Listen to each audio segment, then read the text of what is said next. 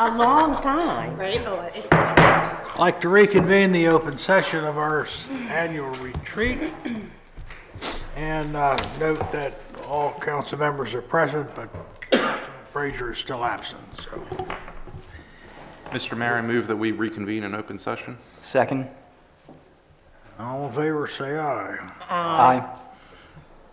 Okay. Mr. Mayor, will the city attorney please report from the closed session for us? Yeah, okay. So we met in closed session, and here's the record of the closed session report. City Council met in closed session on 3/10/18, starting at 8:07 a.m. Motion to close the meeting was made by Council Member Wance, seconded by Council Member Fuller. The vote was Foster in favor, Fuller in favor, Vigliotti in favor, Wance in favor, Frazier was absent. A member of the public, Robin Frazier, orally objected to the closing of the meeting and subsequently prevented written objections thereto. The citation for the authority and is accordance with the Open Meetings Act, General Provisions, Article Subtitle 3, Open Meetings Act 3-305. This meeting was closed to discuss subparagraph 7, to consult with legal counsel to seek with legal advice.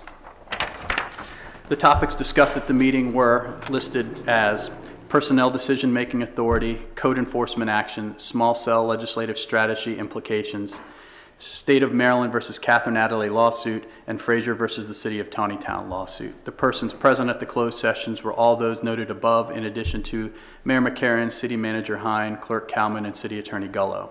The actions taken at closed sessions were the council discussed the topics only, no motions or decisions were made. A motion to adjourn the closed session back to open session was made by Councilwoman Foster, seconded by Councilman Morantz. Motion carried 4-0. Meeting adjourned at 9:08 a.m. Very good. Let's move into the rest of the agenda with the capital projects review.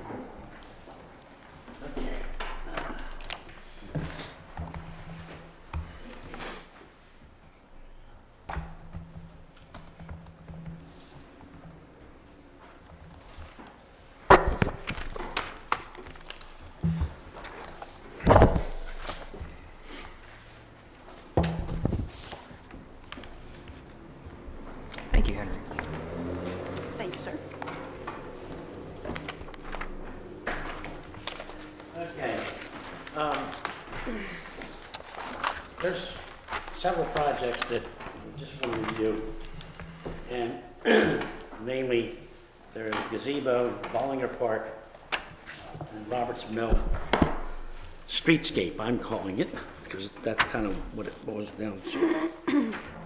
Well, starting out with the gazebo.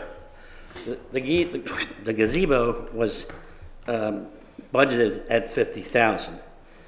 Basically, we went out to our engineer and got an estimate to construct. You see there's a list of earthwork, site restoration, concrete foundation, the actual gazebo, and electrical, which comes to $162,000, which means there's a shortfall on this particular project of $112,000. All right, moving on to Bollinger Park. The budget was estimated to be $100,000. Again, the engineer did an estimate to construct, and their opinion of probable construction cost or the access road. Well, what we did was we broke this up in pieces because it was so much. We broke it into phase 1, phase 2, and phase 3. But the net result is that for phase 1, it's $225,000. So in phase 1, you have a $100,000, $120,000 shortfall to begin with. And what I thought was we could probably move these other phases into other fiscal years. So, now, having said that, let's just kind of talk about some of this stuff. Right now, we have $100,000 that is budgeted for Bollinger Park, and we have $50,000 that is budgeted for the gazebo. Now, if you take that $100,000 that's for Bollinger Park and move it to the gazebo, then that's going to reduce it to the point where you're only going to have to take an additional $12,000 out of the Parks and Recreation Fund. But what it does is there's no funding for phase one for the Bollinger Park. So those are kind of the choices, options, let's put it that way. You also have the option of fully funding both of them out of the Parks and Rec fund, restricted fund. Now that I've hit you with that sticker shock, let's move on a little bit to Roberts Mill Road. Now this project is really, turns out to be somewhat of a mini streetscape, because what has to be done is you have to replace the sewer, you have to replace the water, you have to replace the storm water, and you have to put, the road back in condition. How do we know that? We have to replace all those things. I mean, what's the indication that all those things have failed? Well, if you can take a look at the road, that'll tell you right there the condition of the road. And we've been making repairs to the infrastructure under the ground as well. So it's also, it comes as a recommendation from the Public Works that we do this. Have we, televised the sewer lines and so forth? Oh, yeah. That indicates that. I think that particular stretch, has, if you look at the things here, the sewer, it says remove and replace 995 linear feet of terracotta, which is probably extremely old. It's subject to cracking and breaking real easily. It's basically clay. So, and then, if you're going to open the hole, just like we did with streetscape, you might as well replace what you can while you got it open. Same with the water. It's 1,550 feet of galvanized iron, which we know what's happening to that. It's the hole on that is shutting down because of calcium deposits. So that's restricting water pressure. What actual failures have we had on Roberts Mill recently? Within the last year or two? Well, I'd have to go back and get that information. But it's inevitable. Let's put it this way, This is one that we can't run to failure. And the stormwater is also removing 1,400 linear feet of 15-inch diameter pipe. And then there's the road replacement. Now each one, we went through this, each one of those has a cost. The sewer is going to cost $518,000. The water is going to cost $559,000. The storm water is going to cost $625,000, and the road replacement is going to cost, and that's also including, sidewalks in this thing as well. So it's going to be $975,000 for the road, which brings this project up to a total of $2,667,000. Now, the funding sources will come from many different places. We have already submitted grants to MDE for the sewer, the water, and the stormwater. Now, the Roberts Mill Road, the good news is that the HER money is going to be restored, and we'll have funding source from there. So this is not something that's active yet. I just wanted to let you know what's coming. And the crucial thing on this one is that we have basically put in for 3 grants, or the other thing is the best funding source that MDE can come up with. And the crucial thing is that all 3 of those have got to come at the same time, because I'm going to be talking with MDE to let them know that without one or the other, or all 3, it's no good to us. The portion of Roberts Mill Road you're considering is, I assume, from like Middle Street, or what length of? Antrim to Baumgartner. Yeah, it says, On the top. Oh, Antrim to Baumgartner. yeah.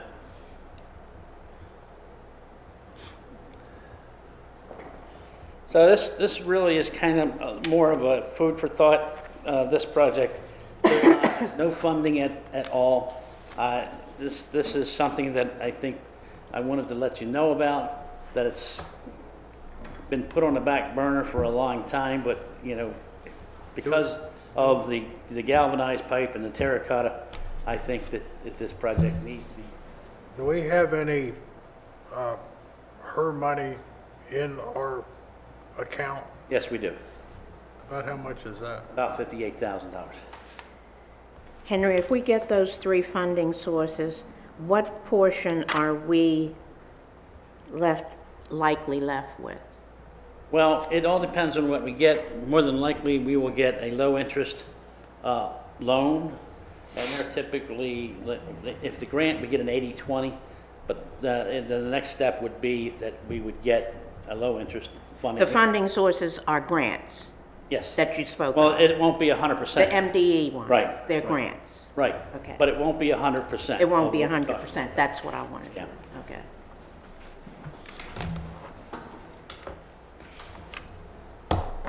So any questions besides, where's the money?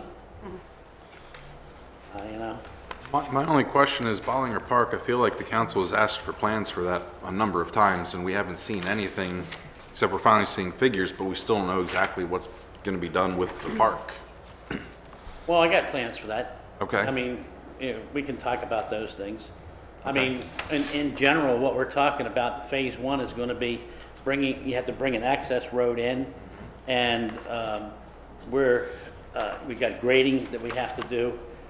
So it's in place step by step. Like, it's calling for parking and lighting, and we don't need either one of those things until we get to phase three, where we actually put in the walking trails, because you know, it's like what comes first, chicken egg thing. So you get that done, then the next phase would be the trails, and the final stage would be putting in parking lots and lights. Right, which I understand, but without seeing the completed plan, we don't even know what part of the phases we're actually looking at, where the access road is, what No kind of problem. parking we're I going to just, have. you know, I have no problem with that at all. I got that already. It's just I wanted to let you know that there is shortfalls. Right. Well, And- again, I think, like on Roberts Mill, there could be some grant opportunities available here. I'm not aware of any effort that's been made to secure some of these. I just said that we have 3 grants put in right now with Well, MDE. Robert Mill, I'm okay. saying, what I'm saying is, just like Roberts Mill, Oh, you're talking about Bollinger now. Bollinger Park Okay. could be subject to some of these grants too. I know that there's a lot of interested organizations available to develop nature or natural Right. type park areas. So I've asked I think Bob- we need to investigate that thoroughly. I've asked Bob to give me a report on that, and I'll get that to you on Monday. So what we're looking at with the phases with Bollinger, are we talking about something that would happen over the, I mean, do we know what the time frame is? It is over 1 year, a couple of years? We have no idea yet. That really depends on the Funding. body. Right. Simply because, you know, I thought that you could, by breaking it up, you could possibly fund it over a 3-year period, as opposed to trying to take the big bite. Well, I think we need to, again, both the gazebo project and the Bollinger Park project are projects that we've talked about. And it's understandable that during the 10 years or 9 years the recession has been with us, it was kind of difficult to look at that. But with other opportunities on the horizon, they're moving dirt at Mead Crossing, they're still selling houses at Meadowbrook, and I think we need to return to the citizens some of the park impact money and get these projects moving. So So that, again, because that's a restricted fund, it's the action of the council to remove the money. Perhaps, And we gotta perhaps find- a report about how much is in that fund and Right. what we're looking at. Maybe we still need to break it into phases, but we need to get something started. That's my hope. Oh, yeah. So, like, you know, the first phase of Bollinger is still gonna take an additional, it's gonna take additional $125,000 just to do the first phase. All right, well, again, I'm confident that there should be sources for grants, but Do we know where the gazebo is even going to go? It's where the mayor pointed. He went out there and said, here.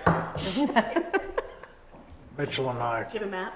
looked down at the Memorial Park, Memorial Park, basically. And kind of where the as swimming pool well, was. the gazebo itself was, I want that one. So, Well, again, the gazebo that I presented was a prototype that I had seen at another location that I figured would be very economical to build. I don't understand quite the breakdown that the engineer has provided, but then again, I'm not an engineer, so. well, the gazebo itself, I think you actually picked the one that we have priced. Well, I mean, I gave you a picture of the one that I saw that would be nice to have in our park, that's right. And that's what we priced. Okay. Something very similar to what you want. One thing I also requested, I'm not sure that it was ever done, was to reach out to the Biltmore Foundation to see if perhaps we could share those plans somehow. I mean, I don't know whether they'd be willing to do that, or, I mean, they're a charitable foundation and may be anxious to spread the wealth, if you know what I mean. So, Well, yeah, we've explored, you know, so a lot of, that would be an option right. that maybe we're not considering. If we have engineering and design costs in this gazebo project, There is. maybe we could eliminate that by reaching out to the foundation. The only thing they could tell us was no, or yeah, for $20,000 we'll let you have them, or something like that. It might be a savings, that's all. And I believe that right now we've kind of looked at the sources being the typical Parks and Recs type funding. Well, again, I'm the whole purpose is just to offer creative ways to reduce our actual impact, that's all. And you know, we spent months and months and months on both of these projects, and I think the more reaching out we do or could have done, we probably could have been farther along. That's all I'm saying. So Well, just it- if we until do very- that, that's fine. Until very recently, we did not have any engineering estimated costs. We just had the money of $50,000.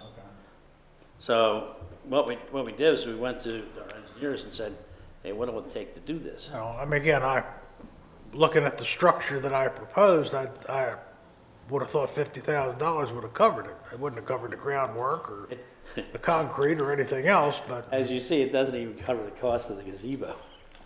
well, again, that was the estimate that I thought would cover the cost of the gazebo, but again, I'm not an engineer.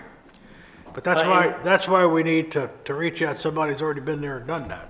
And that's why I would suggest in the future that we do it a little differently. Instead of throwing money at projects, we get the cost for the project first, an estimate, so we know what we're budgeting. Well, again, I think it was an effort on council's part to move this project forward because it was something we had talked about for several years. Okay. Well, if any more questions, that's all I got for this segment. Anybody have any questions? All right. Okay, again, the next one's me. Okay, as you recall, several years ago, the council voted to basically account for the growth money. Our budget is a no-growth budget, and we have the money we're tracking coming in, but one of the things that we need to do is, like the park impact fee, is to restrict that money so that it can only be used for, certain, whatever you decide to do, capital projects, replacing the belt filter press. And so what I'm asking the council to do is take action to restrict this money. And I'll tell you what the money is.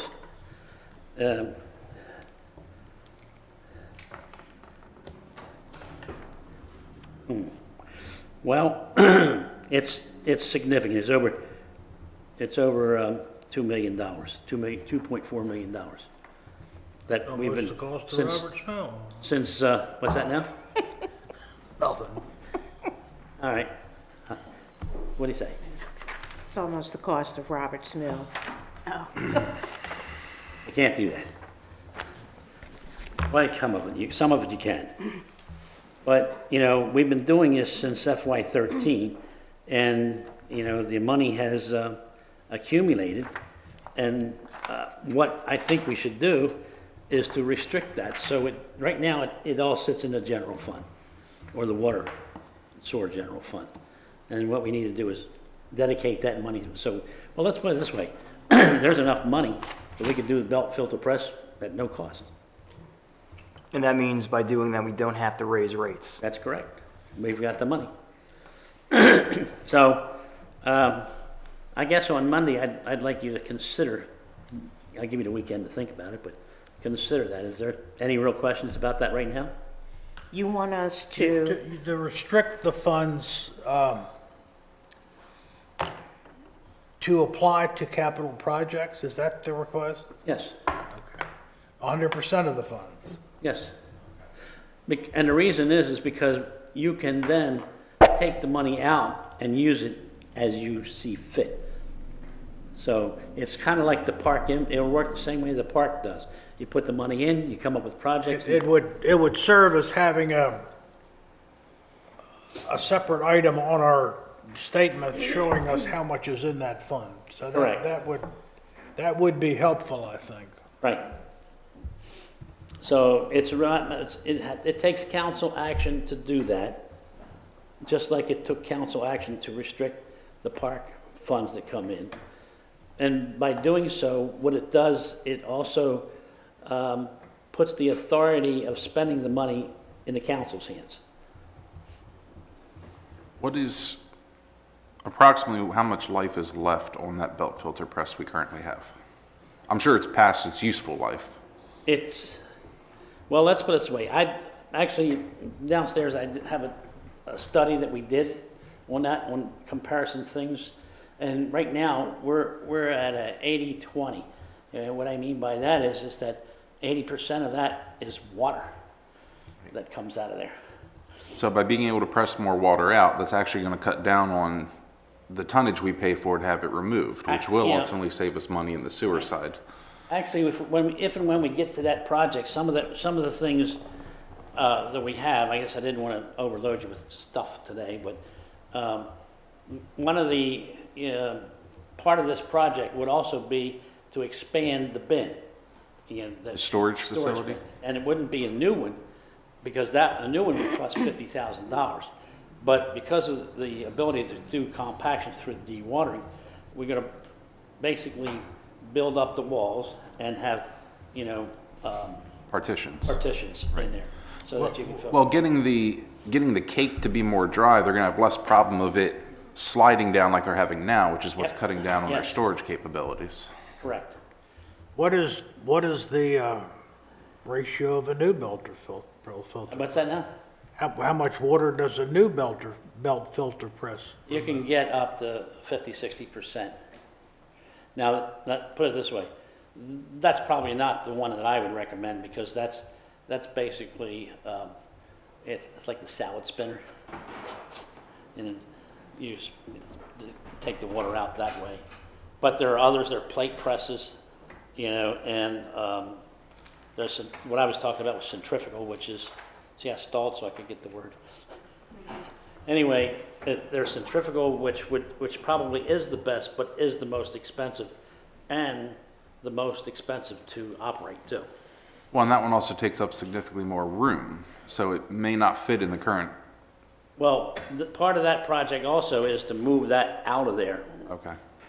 With another, there's a separate building where we would, send the sludge over to that, and then, so it wouldn't, you're right, we'd have to expand the building or do something with that building Right. to put the new one in. Would we move the press closer to the storage facility then Yes. to minimize moving all of this? Exactly. Okay. And the reason we, again, this is one of those projects that, you cannot run this one to failure.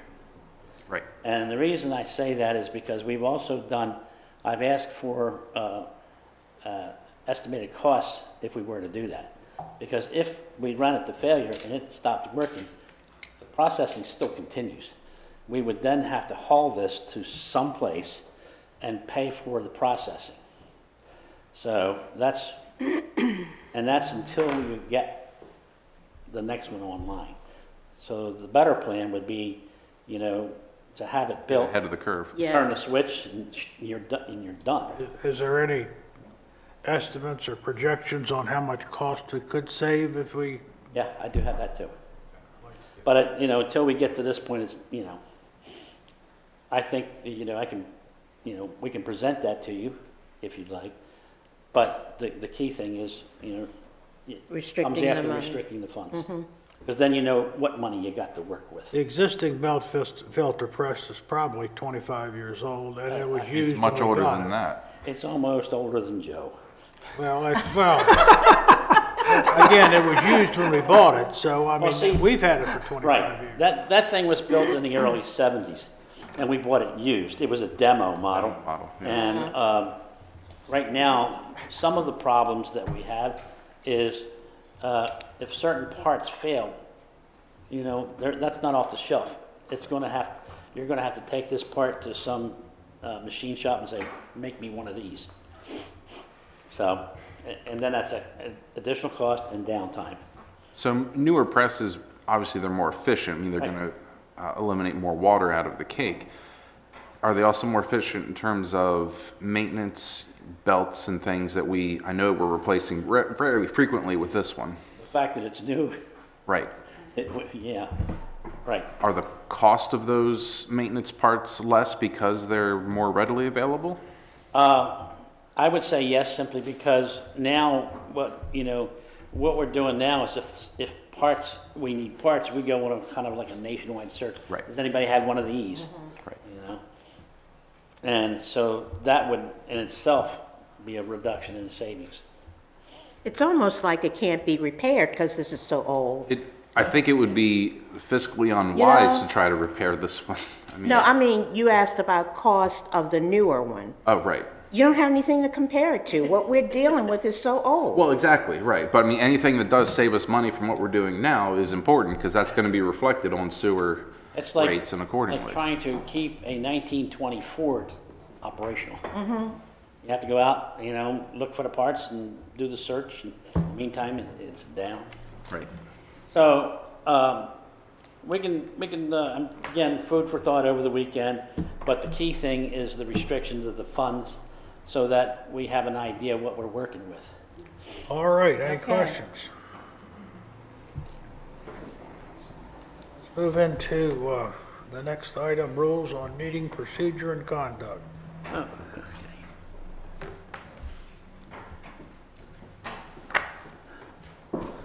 I'll kick it off. How about that? Sounds like a plan. All right. What's being passed out to you is, I'm not sure whether you got them passed out last time or this time, but whatever. In front of you, you eventually should have what you last left this issue with, which was Councilman Wance's work product several months ago about meeting rules.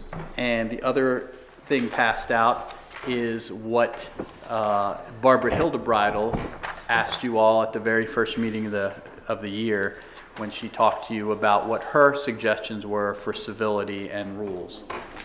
And so to discuss this a little bit, What we're talking about here, at least what it was, and this was said, hey, we want to talk about this at the retreat, but my suggestion is that you already know that you have rules for how you all operate among yourselves. Okay, there's a section in the code about it. You did the code of conduct about it. You know, those rules are pretty established, and there's some leniency in that your elected members to get along.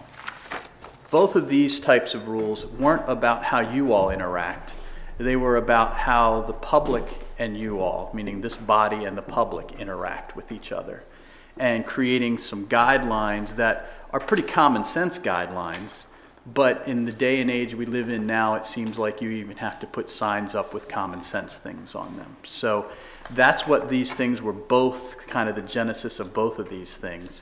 I know that Councilman Wance's reflects somewhat of what a sign down at the county has that's like posted.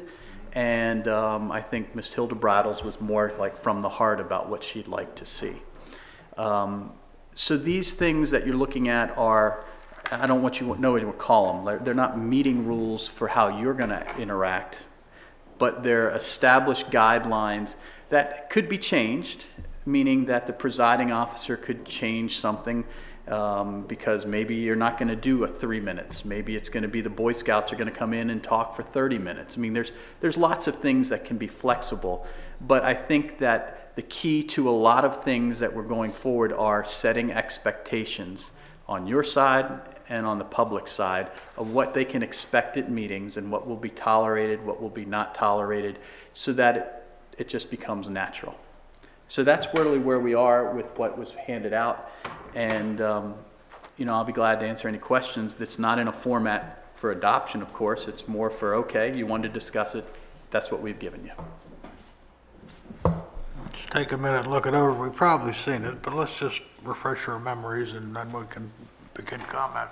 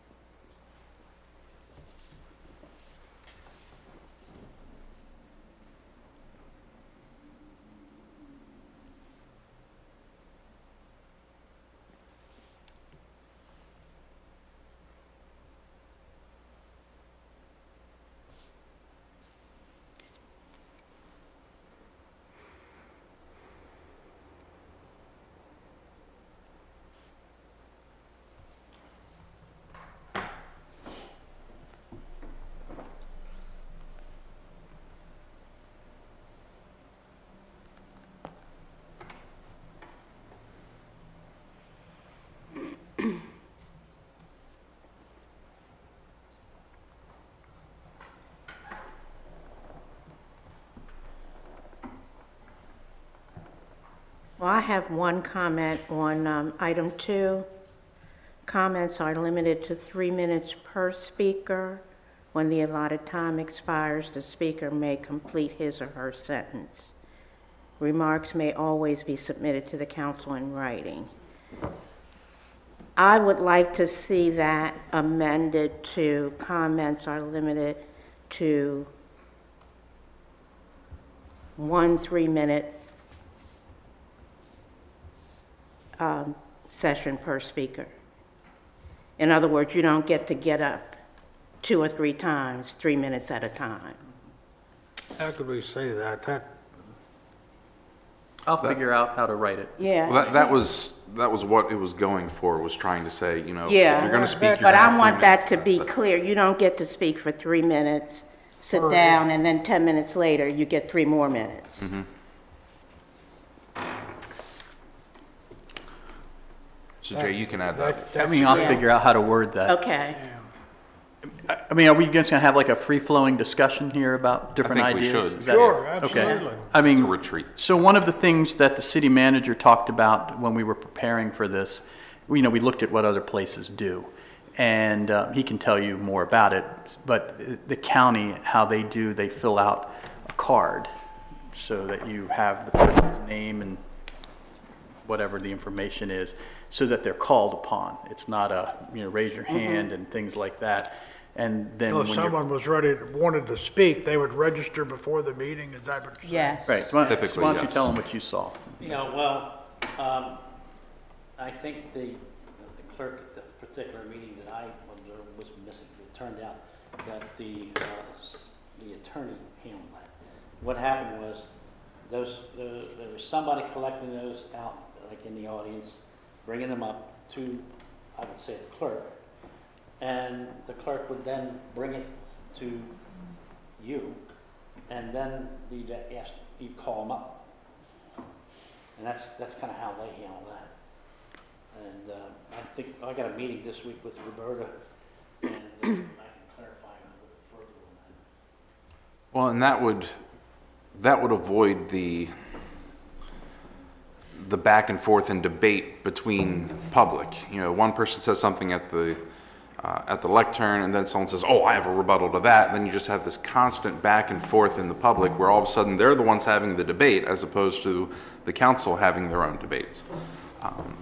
The other advantage of places that have sign-in sheets are, if you're getting away with if you're getting away from what we have here, where the public comes and they ask you questions that are not rhetorical. Okay, I mean, they actually expect you to have that answer off the top of your head, which is very unfair. Okay, when you think about it, is that a public person could come and have all week or month to prepare what they want to know, and then it's like being on a game show. They ask you, and you have 30 seconds to answer what they might want. Right. Buzz in. So until we do the game show type of thing. Okay, but we have to take the mayor's buzzer away, so you can't listen. We could have our own version of Family Feud. So the important part is that this is a forum where they should be able to ask questions. You shouldn't feel obligated to respond because you haven't researched or prepared or whatever. But if they ask the question in the public forum and we know who they are and how to contact them, then there doesn't need to be a back and forth, because the staff will, as part of its duty, respond to it. I mean, and you say, "I'd like to know these answers," yada, yada, yada. Now, Would it be appropriate for the presider to say, submit those in writings and we'll respond within 30 days or something? right. It would be, because you want to know who the person is. I mean, that's the one thing. Now, this could get excessive, just like everything else is always taken out of context and get excessive, where somebody comes up with 3 minutes of a laundry list of things I want to know. That's not how this works, okay? This is an ability for me to express my opinions of things to the council when I'm here. If I would like to know, why does the council feel it should build a gazebo instead of a this? Those kind of things, policy things. But this isn't a way to circumvent the Public Information Act, where I can come in and say, I want 5 different things. Well, there's a procedure for that. Put it in writing, send it to the city, and it'll be dealt with under those provisions. But not knowing who the person is makes it difficult to respond, if there is a response to be done. And you would hope if somebody came and took the time to be here, that we would take the time to address it as best we can. And just an additional comment on that, if it turns into a public information request, we have a form that we require to be filled out. And I just researched that very thoroughly and talked to some judges about it. And they say, if that's your procedure, that's your procedure. So some places, so you know what other places do. So you heard what the county does. A couple other towns have a sign-in sheet. So you sign in if you want to talk. And then that gets abused, because what people do is everybody signs in, and then when their name's called, they say, well, I don't have anything to say. Because they kind of cede their time saying, well, I'm not interested in doing that. So you can kind of see how that works. Some of the towns do where it's just a free-for-all, who would like to speak, and they take the comments on things. Some of the towns, they take a pro and a con, if it's an issue of that. They say, is anybody here against what this is? You have 3 minutes to explain that, and while your arguments might be different than mine against it, you get those feelings out. it gets a little more complicated because you don't know what the people really want to talk about. And this is their opportunity. I think we should avoid the idea that we're conducting a town hall meeting like it's conducted in New England or someplace like that. That's not what we're here to do. But certainly we need to hear the comments from the public, and it helps us all make the best decisions. As we need to not serve what we feel is the best deal, but what the citizens feel is the best deal. So I think there's got to be some give and take on both parts. I think, your expectations from the audience versus expectations from the council need to be met midway somehow. And I think that, this is a powerful forum where a citizen should be able to come and address their concern, whatever it is, right, wrong, on the agenda, off the agenda. You've created time slots that can be done in an orderly fashion. As you know, I teach this for the University of Maryland. The problem comes in when it becomes a debate. This is not debate time, okay? Just like in court, it's not a debate. It's where they have 3 minutes to express their concerns, and so the public that stands up here gets frustrated because they ask a question and then there's 3 or 4 responses or comments that eat up their time, so they go longer than 3 minutes. You have to really have the ability to say, thank you, do you have anything else? Even if they ask a question, thank you, do you have anything else? We're not going to answer your questions, and it's just said right up front.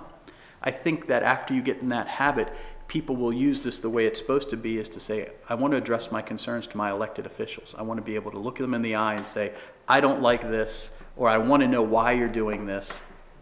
And they're not expecting you to say that right then. They're expecting a more thoughtful answer, because that's what we don't do, is we don't give thoughtful responses. How do we convey that? How do we make that known to? I think you have two steps. The first is these rules, or a portion thereof, you're going to announce. As the presiding officer, you've done that. 3 minutes, step up to the mic, write down your name, say your name, whatever it is. You have 3 minutes. We're not going to answer any questions. This is your time to hear from that. We can come up with rules like that. That's the first thing. And then the second thing is you don't engage. Because at public hearings all the time, go to a commissioner hearing or a school board hearing where they're talking about the budget. If they engaged every single person that came up and talked about that, they'd be there forever, and then there'd be people that wouldn't get to talk. So 3 minutes, I want to hear what you have to say. It's important to me. And if it's really important, I'll get back to you. If it's you just don't like the sweater I'm wearing or what I'm doing here, I get it. I hear what you're saying, but it doesn't really need a response. So 2 things. Tell them that's the rule, then you all follow the rule. I'd like to make a suggestion that I've thought about for a couple months now, about changing our public comment times as we have them. And the idea behind this is to make it more constructive for us as well as for the public. The idea that I had was to eliminate public comment on agenda items on Wednesday nights, but on Monday nights, when we have something to vote on, we do our debate, we go back and forth, and then we allow 1 for and 1 against public comment before we vote. Then then they have time between Wednesday and Monday to do their research for their opinions. We've had time to digest what we talked about Wednesday. We accept 6 minutes of talk prior to the vote. We have 1 person who is for, 1 who is against. If no one has anything to say, then we don't have that opportunity, or we don't have anyone speak. But I think that would be a lot more constructive for us and for them if we implemented that. And I've seen it used in several different places. I think that would be best. Because even Wednesday nights, we say, give us public comment on agenda items. They aren't even prepared to give us what they want to say, because this is the first they've seen it. And then we're not prepared either. Well, now, I don't know that I agree from this standpoint. The public comments on non-agenda items are what appears first. So Correct. That's what, anybody's got anything on their mind, they can unload at that time. Right. Public comments on the agenda items occur after they've sat through so many minutes of debate among the council on various items that appear on the agenda. So they should be able to form their opinion based on what our discussions are. They can get up and say, you guys are way off base because, and then explain that. And then that's what we consider on Monday, during our deliberation time from Thursday to Monday. The part about having a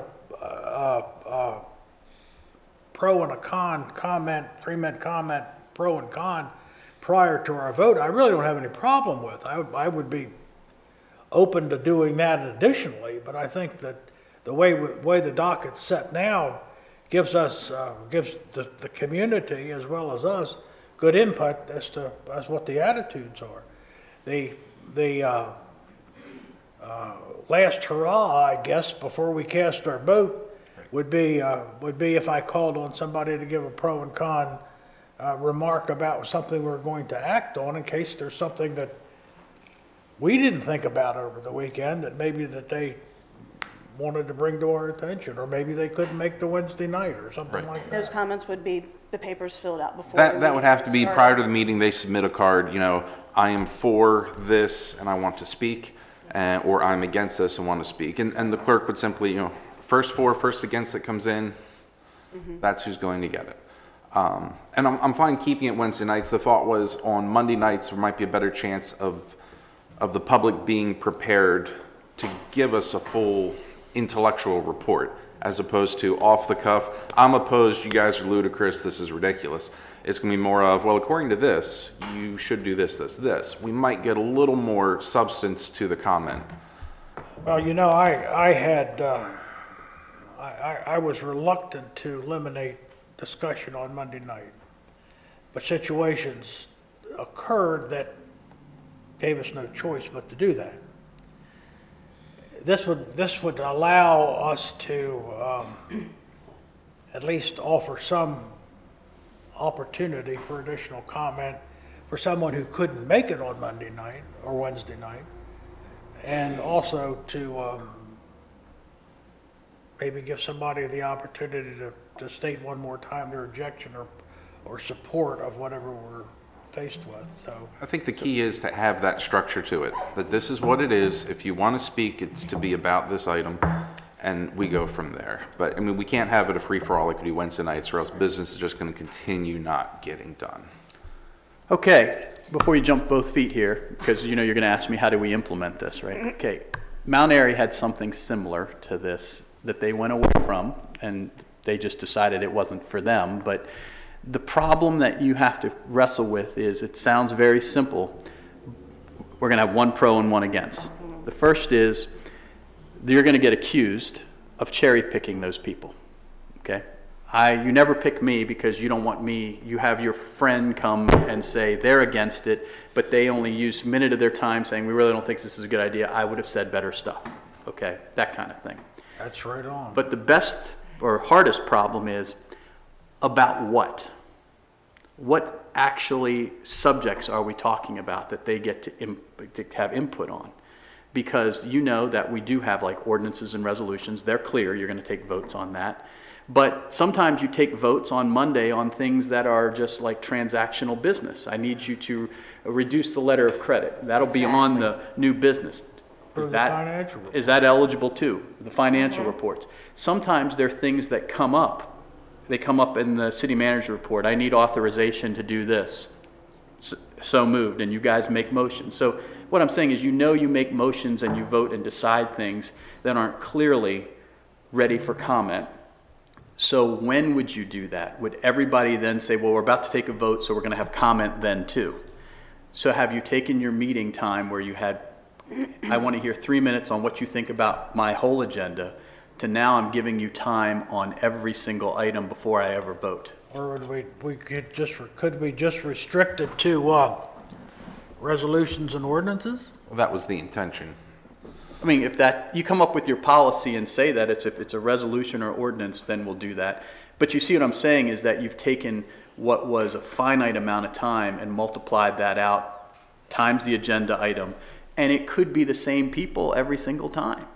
I have 6 things on the agenda and I'm going to be opposed and for 6, so I get 24 minutes. Maybe it's not 3 minutes.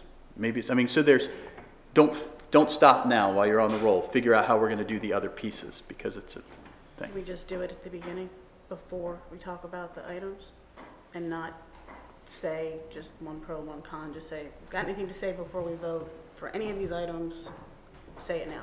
Well, that's And the they'd still problem have that to we write- have, that's the they'd still problem, you have to write it that. on the paper, they'd still Right. have to submit their, The issue about the playing favorites is one we're not going to be able to dodge. well, that's what I said, if you don't say only these two people can speak, if you go ahead and let everybody do it, but they only get 3 minutes to discuss all of the items. If they've got a problem with 2, then they better split it in half. Do you know what I mean? So we're not separating it into every single vote. It's just one time, quick, tell us what your issues are. I mean, we already know what's coming. We know what votes are coming. So we can separate the ideas ourselves. I guess, At that point, it's no different from just doing it Wednesday night. Except that they've had time to prepare, is I where I'm understand. going. I guess part of my concern about, I mean, I'm not opposed to the idea of doing like a pro and a con, but I guess part of the concern, in addition to saying, oh, well, you're, deliberately choosing who to select, is that what happens when citizens start saying, well, you've taken away my right to have speech on Monday nights as well. Why does citizen X get to speak about this, but I don't? Well, let's keep in mind, it's not a right. Well, but the point is how do you prevent that from happening? How do you prevent the discussion from rolling in a different direction? We were saying a few minutes ago, well, maybe citizen X takes position 1 on a 4 issue, but citizen Z would take a position, like a position 2 on that same issue, but they're for it. So why are you any better than I am? Why do you get to speak when I don't get to speak? How do we select them to begin with? How do we? Well, that's the first come, first serve. I mean, if you're prepared to speak, then come early, make sure you get your card in. No, but then we're gonna have people lining up at the door at 5.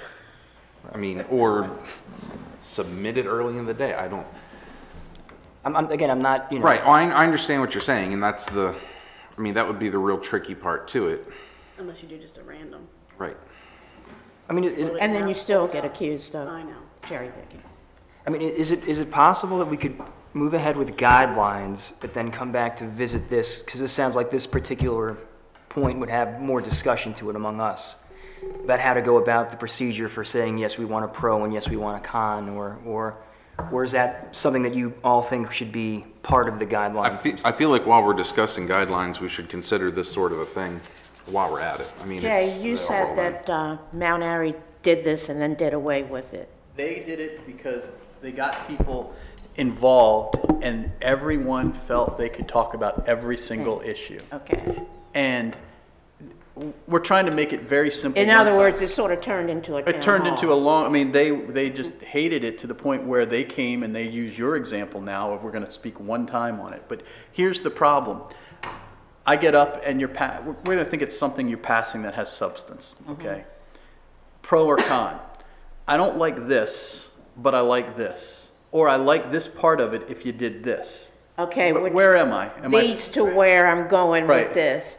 Did that eventually bog down their whole Yeah. voting thing, things get put off, you never vote on anything, people keep coming up with pros and cons, consider this, I like this, I don't like that, Right. and they become the council. Well, that's funny you say know that. what I'm saying? Because on the slide, when we discussed this, when we worked through the work session, we called it the sixth council person. That it was, remember, there are 6,000 people here, and you get 6 people that want to talk, and all of a sudden that person has as much power because you're listening to that person all the Exactly. time as a council person who was duly elected and has some authority behind them. Now, a citizen activist who wants to come in and express their opinion, that's what they're supposed to do. But how do you, I look at it, let's just say it's altruistic motives. I come in and say I'm pro or con this ordinance. I don't have a pro or, I got a concern. So your first person is going to get up here, it's like, I don't know if I'm for this or against this. I have a concern because I don't think you're doing it right. So now the person says, well, they signed up against it, but they're not really against it. I should be able to speak against it. I mean, you realize that you're asking for value judgments on what they're going to say, and you won't know it until that happens. Also You know what? called opening a can of worms. And they have the opportunity to email anybody. But they don't. Well, but they should. I agree they should. They That do should be sometimes. And we've said If they they're should. gonna take, Yeah. if they're gonna take the initiative to come to the council meeting, they can take the initiative to send us an Well, could email. you accomplish the same thing in a different way? Because you have several parameters. You have when it is, right? You have how long it is, you have what it is, okay? So you take the argument as valid that they've heard the discussion on Wednesday, they've offered their comment because maybe they're prepared then, but maybe they're not. Maybe they need time to go formulate something. So they're going to come on Monday.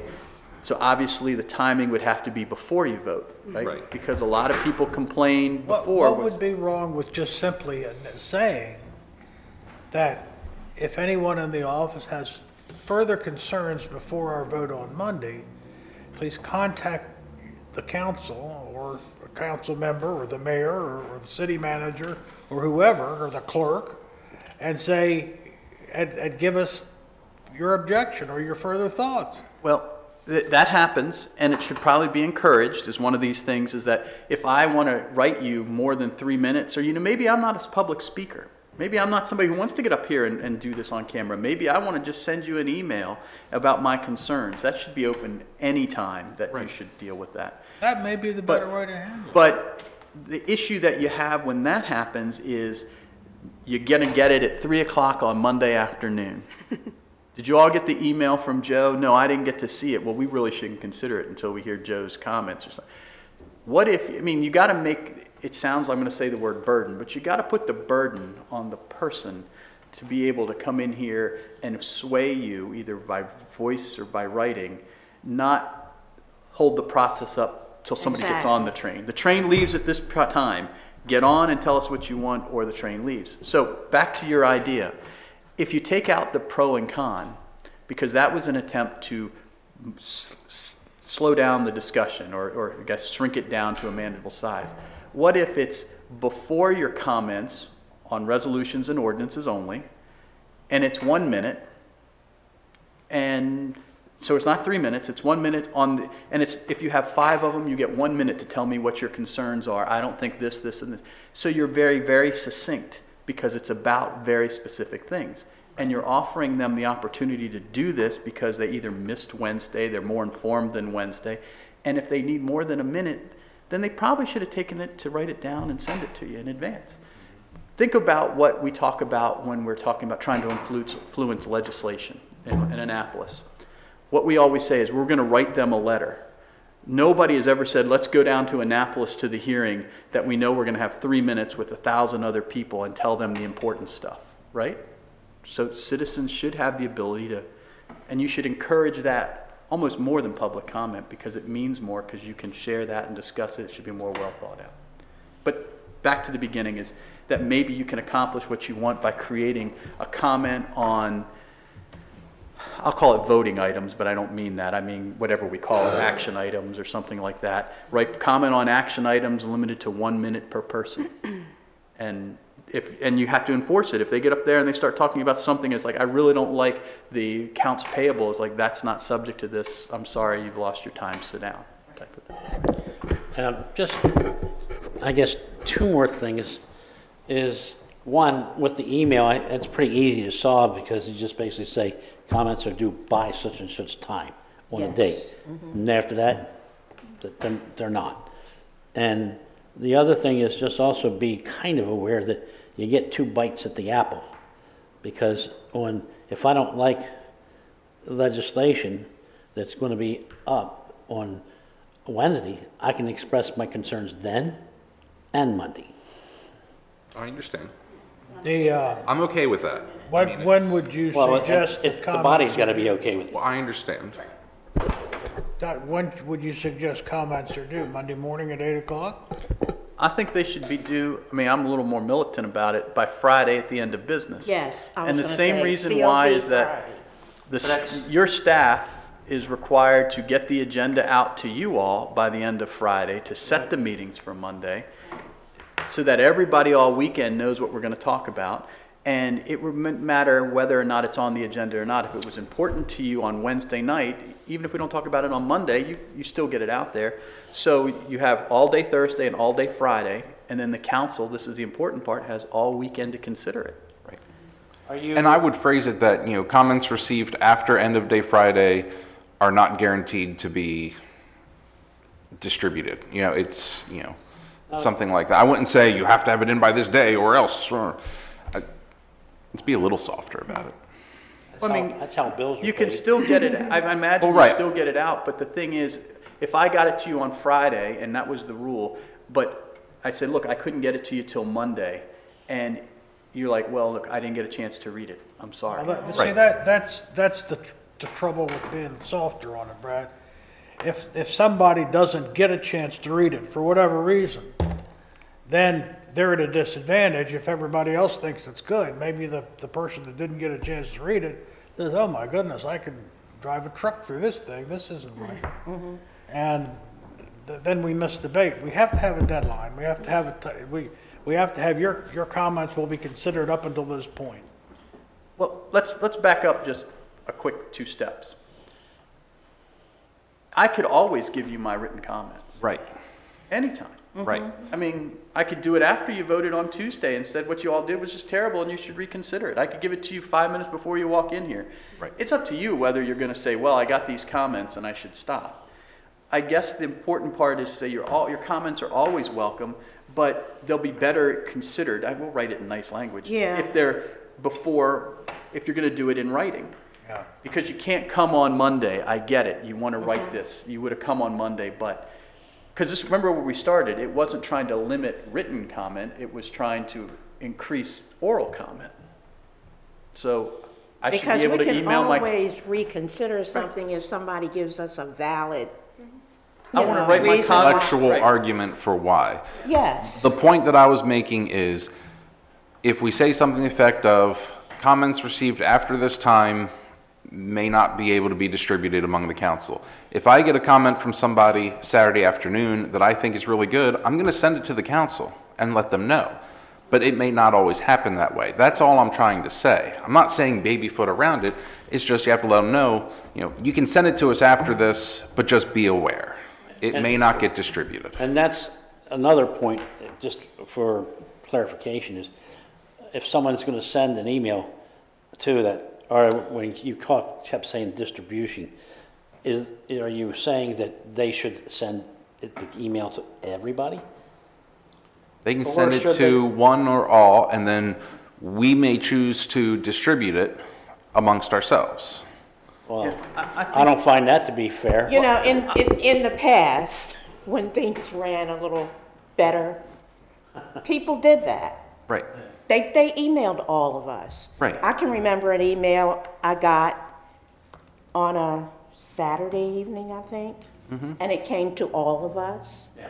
And council members were answering on Sunday, because I specifically remember this gentleman saying, being impressed that we took the time to answer him on a Sunday. Now, of course, it was different stuff than we're talking Right. about. Right. And that's what, what I'm hearing know. is just needs clarification, because we're talking about, I heard the word distribution, and that is different than Right. sending these ones. Right. You have people who may send it to everybody because that's how they think. Others say, well, I know Joe, I'm going to email Joe. And if he wants to share it with the rest of the council, that's up to him. Obviously, the more time they give him to do so, the better.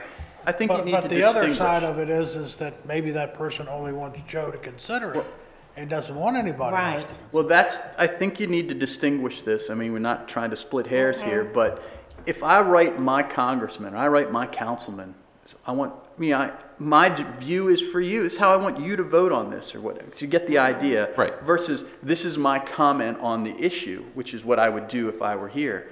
Maybe you're going to say, obviously, I don't even know you need to say we're always welcome for comment, because you are. But maybe you say that.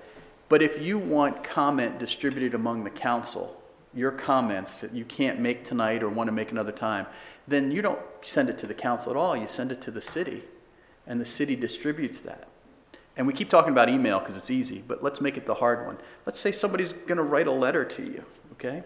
That letter needs to be here in writing so it can be photocopied and scanned and sent to you all. If they want to do it themselves, great. But I think you need to tell people or instruct them that, if you want to make public comment, that's different than contacting you all, in writing, please submit it to the City Hall by 4:30 on Friday so it can be distributed to the council by Monday.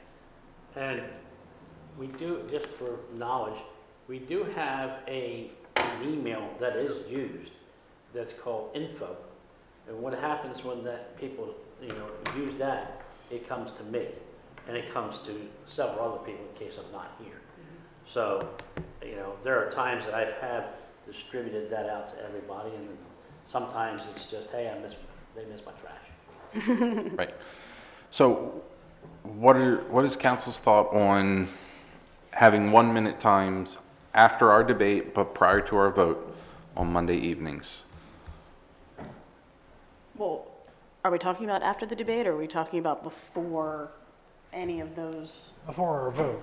In other words, I we've say already debated it after on debate, Wednesday. prior to our vote. So we're gonna do it for every single issue? I believe that's the best way to do it personally. I mean, For when you every look at action subject on items, the agenda or just the, it's 3 action items that we generally have. I mean, or, it could be And I more, realize it's but not usually very many. Right, I That's mean, my it- thing then goes back it's to, not minutes, are we gonna it's then- not- Because, one of the things was 1 3-minute period. Do we then say you can reply to every single vote as an individual, since it is just a minute? Or do they still have to just pick one 1-minute section? well, that's for us to determine. Right. I mean, we could have one person gets up at every single one, and they could probably give us will. nothing, or they could give us very good input on each single one that we should consider. And that's, at some point, we have to give them the benefit of the doubt that they're going to offer us something useful that we could take into account. It's a minute. I think it's an appropriate use of time. And I think it's the best way that we can have fresh in our heads, okay, that's what the public thinks. Our minds are 70% made up at that point. Any one of us could be swayed if they bring in something that's truly groundbreaking, that's going to change it. And that's what we need to hear from these people, just to make sure. I mean, I can't recall that I've ever had regret on making a vote here. But there have been times afterwards where I started doing a little deeper research and thought, well, I probably wish I'd known this then. Right. And someone could actually provide that to us. So if, So are, no, Diane, please. okay, they come in, they comment, you said on every item. Well, If they I'm want not going to to. say action items, resolutions, so why don't we ordinance. just direct it to resolutions, ordinances, and agreements? That's appropriate, right. And at that point, are we then engaging them? Does that become It's public a comment still. question and answer, and, well, why do you think this, and, No, it's still a public comment, and the fact that they only get a minute, it should really tell them, I don't have time to debate the council on this. I need to tell them what I think. This is my source. This is what I would like you to do. Thank you for your time. And that's, I mean, they get a minute to tell us.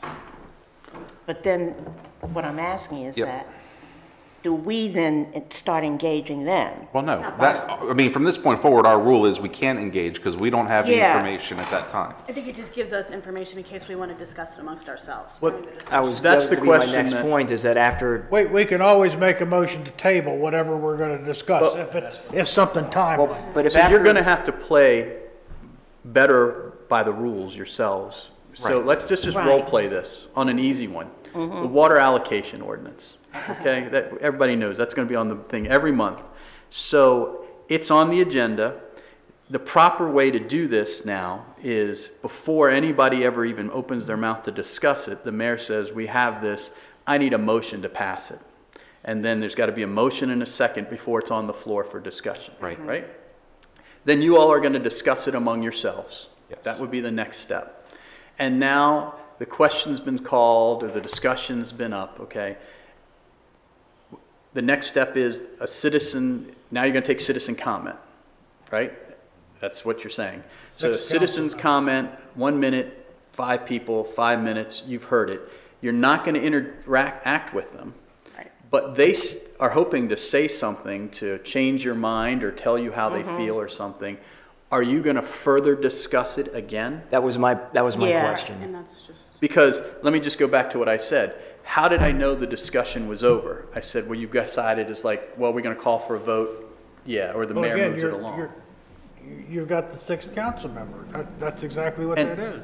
If you make a motion to call the question, and you've done that, although we haven't really done it right, but somebody says we should call the question, everybody pretty much agrees, all right, let's vote on this. That's not public anymore. You guys now have a motion to call the question, you vote on that, and it happens, you take an immediate vote on the pending motion. Right. So you can't get that far down the road if you're not going to, because you can't discuss it anymore. So I know I'm belaboring the point, but I think you got to think through this of that. If that's going to happen, what's the best time for the public to say things? Because if I'm just going to get up there and tell you, I really hate what you're doing, that's fine. But if I give you some substantial reasons of why you shouldn't do that, and you're like, you know what, that makes sense. I want to talk about that. Well, are we discussing it all over again? I mean, so at what point in time is public comment useful for you in changing or influencing your vote or making you more informed? I would almost argue at this point, after the discussion we've had, is that if we do decide to bring public comment back on Monday evenings, that we should almost have a specific set time at the very beginning of the agenda. That way we're free to discuss and vote as is, as part of it, and that way we can still hear from the public. But then we'll have, we'll be able to move through our agenda, for our regular meeting. Maybe the procedure would be, Joe, to, just like I announced any public comment, and just say regarding the ordinances, resolutions, and agreements, 1 minute. And before we even get into those. Into the agenda. Right, before that should be the spot right after I ask, is there any conflict of interest? Then I would say, is there any comment from the public on resolutions, ordinances, and agreements? You have 1 minute to state your opinion. That's not bad. I mean, Before we begin our discussion. And that's, yes, what if, on the table or for a vote that evening is, well, we're going to, fund the gazebo 100%. Are you going to vote on that? Well, that's resolutions, ordinances, and agreements. So that's the only thing we're talking about. That's the only thing we're going to allow public discussion on. All that other stuff, the new business stuff, or the old business stuff, is off the floor, off the table. Say resolutions, ordinances, and agreements are the lasting things that we do. These are the things that we put, long term. Are we This going to will approve the affect. Public Works Agreement for Meads Crossings amendments again? Right. That would be something I'd love to hear from the public about. Well, Right. the question becomes, and we've been doing this, pretty fairly accurate of what becomes a resolution and what becomes an ordinance and what are we just doing. So for example, I hate the idea of you spending $50,000 on a gazebo, and I want to tell you that.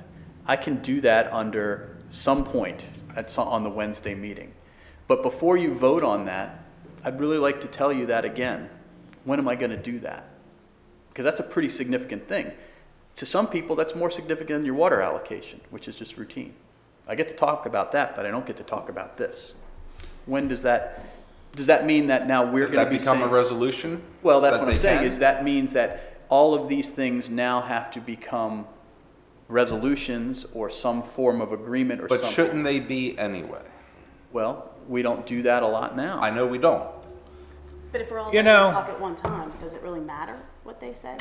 Let me just press rewind here a minute. Okay. We do this on Wednesday night. Why are we doing it again? Because we're hoping that they'll have time to justify their case. Yeah, but And that's, I mean. and that's just to bring back the same old stuff they said Wednesday night. Probably, there's a good chance, but, and that's it, I mean, Maybe It's just the opening the solution door. is, for more, if you didn't get a chance to speak or would rather not speak, write us an email. absolutely, absolutely, they should. Maybe that's the input that we need on Monday night. Well, the theory has always I can been, see this just like Mount Erie experienced, That's what I'm opening a saying. can of worms. Well, and then if it I doesn't work, see we it. remove it. Yeah, And Mount- I see it them becoming the council. and Mount Airy has one meeting, Okay, they don't have a work session like you do and a follow-up. They have one meeting. Okay, I want to go rewind So we're even not further comparing back. apples to apples. Okay, let's go further back. You all didn't used to have work sessions. Remember? Long time ago. Yeah, way long. And the problem was, stuff got presented the same night you wanted to vote, and citizens didn't know it was going to happen, so things drug out. There were longer meetings, and then you were expected to vote not knowing, I just heard this and that's the thing.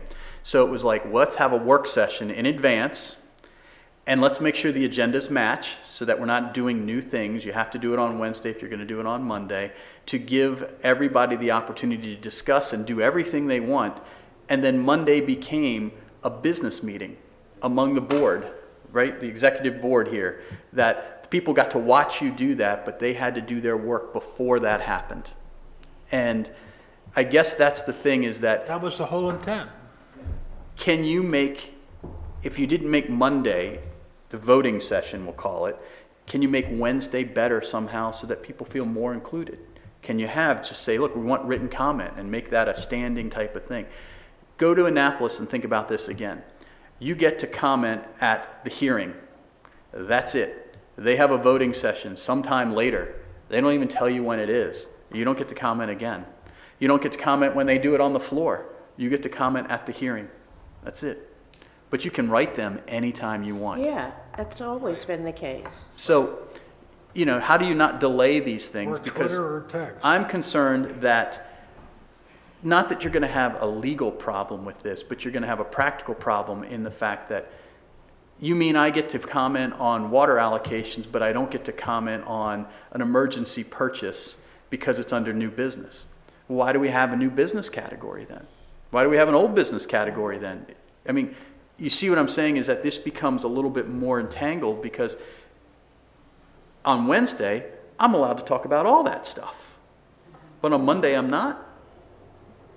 So I think you got to think that through again. We're And there, and just create more problems. And even if we followed through with the comments, and even if the comments resonated among one or all of us, the next thing that would happen was, I think we need to table this motion till next month. So what happens? We got another 30-day delay on That's whatever what action we're going to talk That's about. what I said. and there's always the Drag out there's always things. the situation potentially that something happens between Wednesday and Monday that you need immediate attention to vote on. And the example was one you gave was, we need a $85,000 something at the wastewater treatment plant. I pick on that because that's always expensive, but you need it, and it's an emergency purchase, and it's a significant amount of money. Well, You know? when I started this, I said setting expectations. And you've set them already. Okay, some people aren't happy, some people are okay with it, but the expectations are, we talk on Wednesday, we don't talk on Monday if we're the public, okay? You can change those expectations, but you're gonna have to be consistent. That's what people are gonna be upset about. I would be upset about it. You would be upset about it if all of a sudden you spent $85,000 because you had to, but hey, they didn't take public comment on that. You wanna be able to say, we will take public comment if it's reasonable. There's a whole lot of other things that you need to preach to have consistency so that people know what your expectations are. The best format, in my opinion, is to announce that if you have further comments, please submit them in writing before our meeting on Monday. Friday evening at the close of business. And we'll consider them. And I think that's the best course of action. If we don't, we're opening ourselves up for a lot of things we're not even thinking about right now. I mean, stuff will come up that says, oh my goodness, we didn't think of that. Well, I appreciate the council considering my suggestion. It was a good suggestion. It was I a appreciate good the talk, that's idea. what I wanted, so. I'm hitting rewind on these We're supposed to be 9 forward. for the council. The 1 3-minute session per speaker. Do we want, I guess this is more Jim and I as the presiders. Are we going to listen to 10 people get up and say the same thing? Or are we going to say, we heard that, thank you? Well, if you do the card thing, you have to put the subject on. Okay, And then it comes up, you say, oh, you already heard this. Only this. okay. You can do that. Well, I think that you're going to have to if they want to. I mean, everybody's got Yeah. their different. The rule opinions. is, in general, they can say what they want. It's how they say it, okay? But Okay. they can say what they want. You can, as they do in Annapolis, tell them, you've heard what other people in front of you said. If it's the same thing, you can just say, I agree with what was said before, and you can use your time for something else, or you can sit down. But I think the presiders have to kind of coach that along. But if I drove through the snow to get here so you can hear what Jay Gullo thinks, you're going to hear what Jay Gullo thinks. And that's more what my lines of what I was thinking too, is if the subject matter is the gazebo, then when the second one comes up, it's, do you have anything different to say?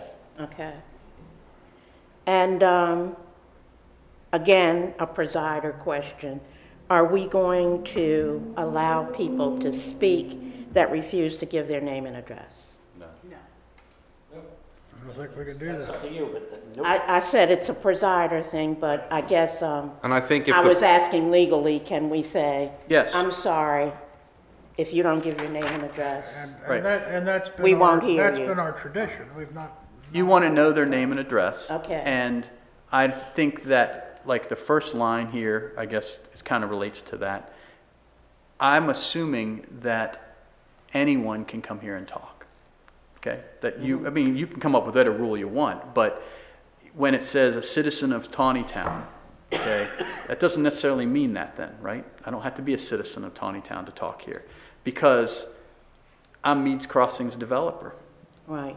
I'm a business owner across the street that doesn't live here. You know, we've had that, and you should want those people to Right. come. So then you start saying, well, they have to have an interest in town and things like that. What, are you going to be able to figure that out? 3 minutes. What everybody wants to say, as long as they're civil Well- and they're not rude. right. by the fact that they state their name and address, everybody on this council will then treat their comments with certain credibility. If it is a citizen, they'll have certain credibility. If it's somebody from Baltimore County that's just here to disrupt, then they'll have responsibility. If it's a business owner, then they'll have certain. Right. I mean, I was going to say, my first year on council, I remember we had a group of citizens who lived outside of city limits who came to us with concerns over Mayberry Road about accidents.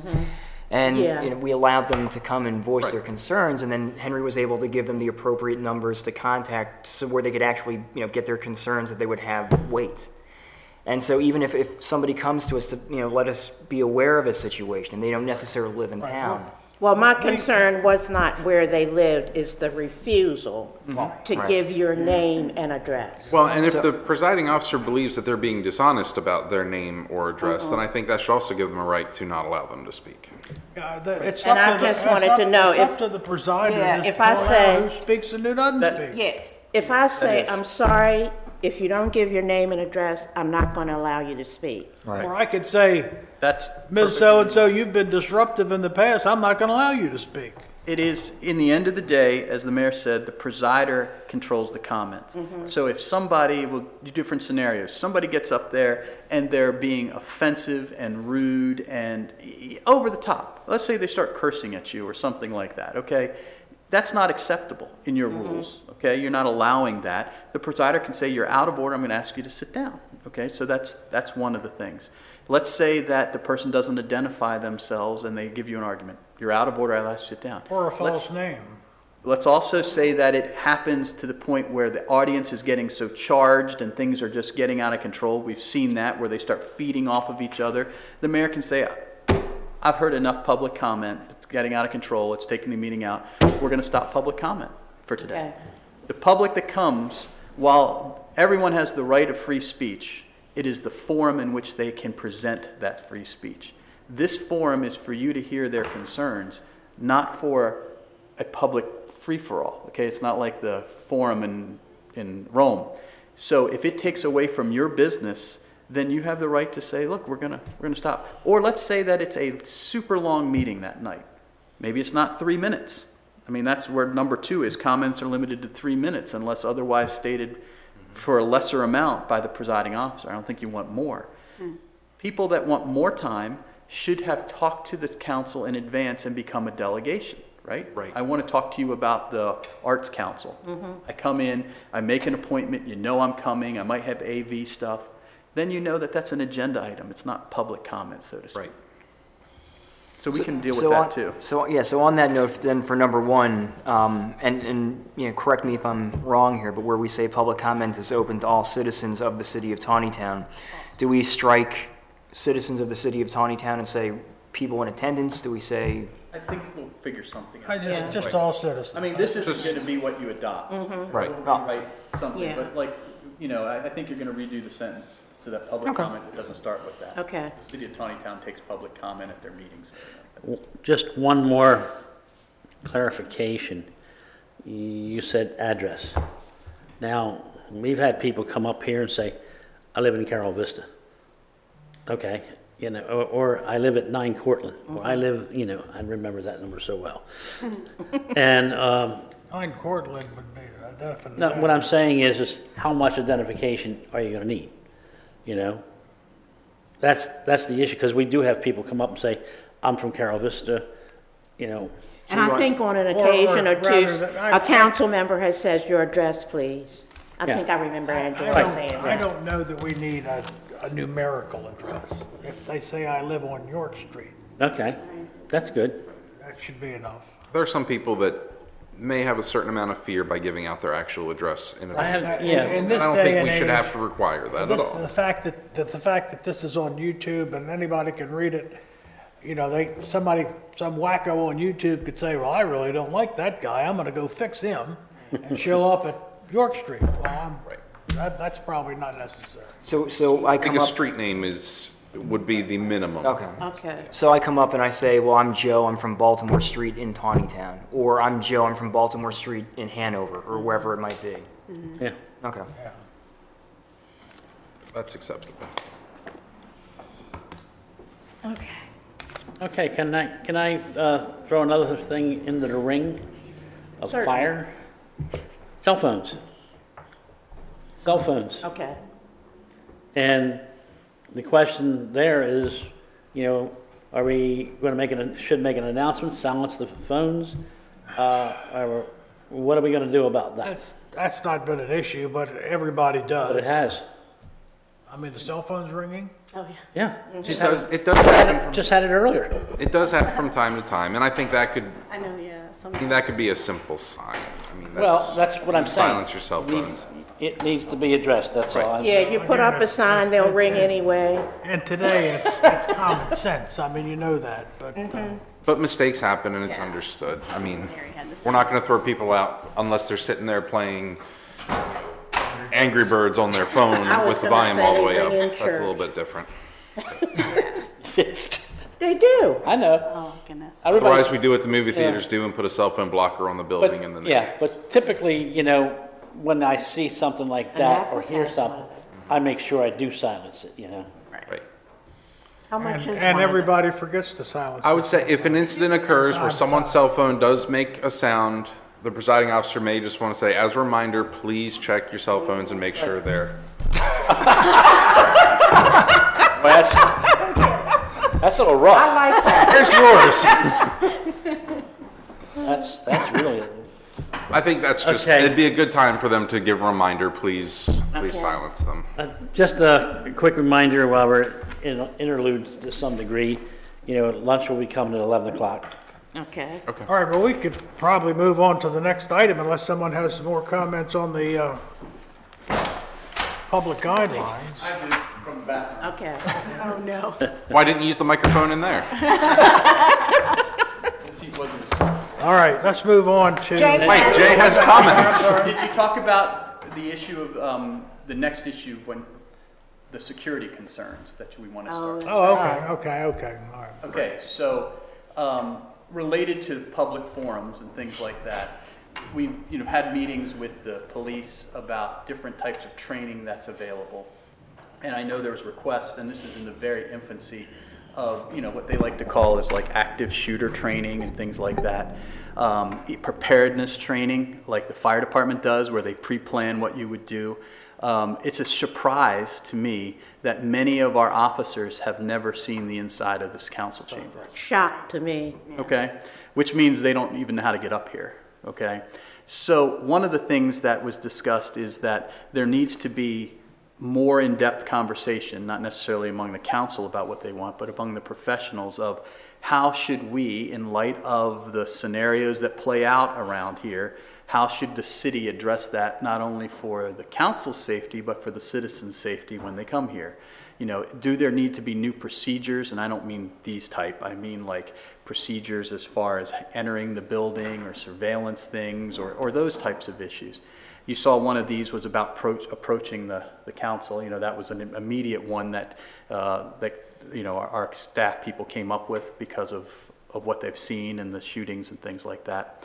So we probably need to at least get a feeling of whether that's something you want to pursue and how they can pursue it as far as training, evaluations, and things like that.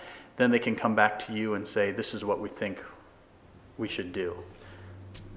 And you do this all the time. With regard to what was just said, you know, I've already directed the chief to have all the police officers familiar with all of our buildings. Mm-hmm.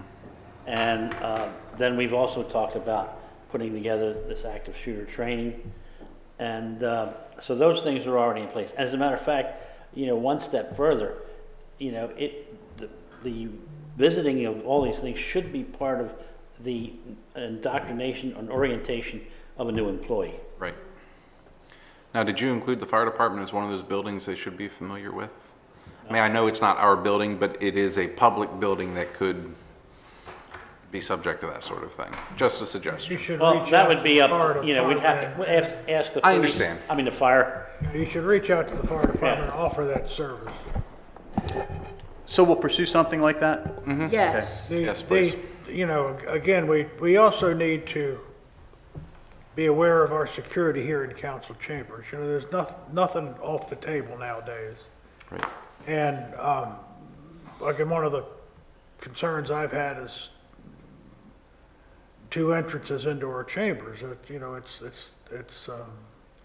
Three. I think we need to restrict our entrance in and out of the chamber. Well, maybe not out of the chamber, probably against fire regulations do that. But certainly into the chamber where we have one way in and perhaps. One of the things with regard to that, you know, fire regulations require you to allow individuals to exit.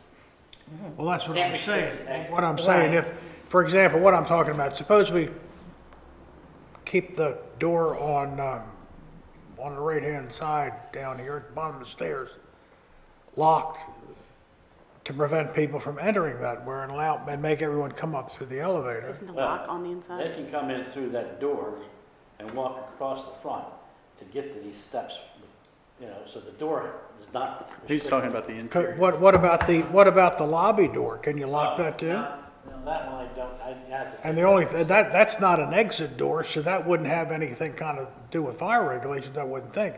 But if you walk down these steps, isn't there a bar on that door you can push to get out, even if it's locked? Yes. Okay, so that wouldn't be a fire issue. But if we kept people from entering, not exiting down there, that would be a safety item. The other question would be, if we made everybody enter through that door, if they rode up the elevator or walked up the exterior staircase there, I mean, maybe somebody's got claustrophobia, doesn't ride elevators. They could, you know, they could enter that way. I mean, I don't know, is that something we should Well, consider? this is, No. I think that all those things, we should have the We should- professionals. right. Right. Because I think they'll come up and they'll game it out and plan it out and figure it out. And then come with a proposal to you. All right, good enough. So the last thing I have is, what is the means by which you want to adopt these?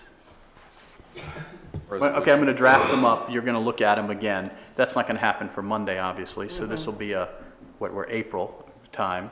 Is it a resolution? Are we making it that formal? Are these just meeting you have under the authority of some chapter where you can adopt, I think they should be just what Brad has on his letter there, public comment guidelines.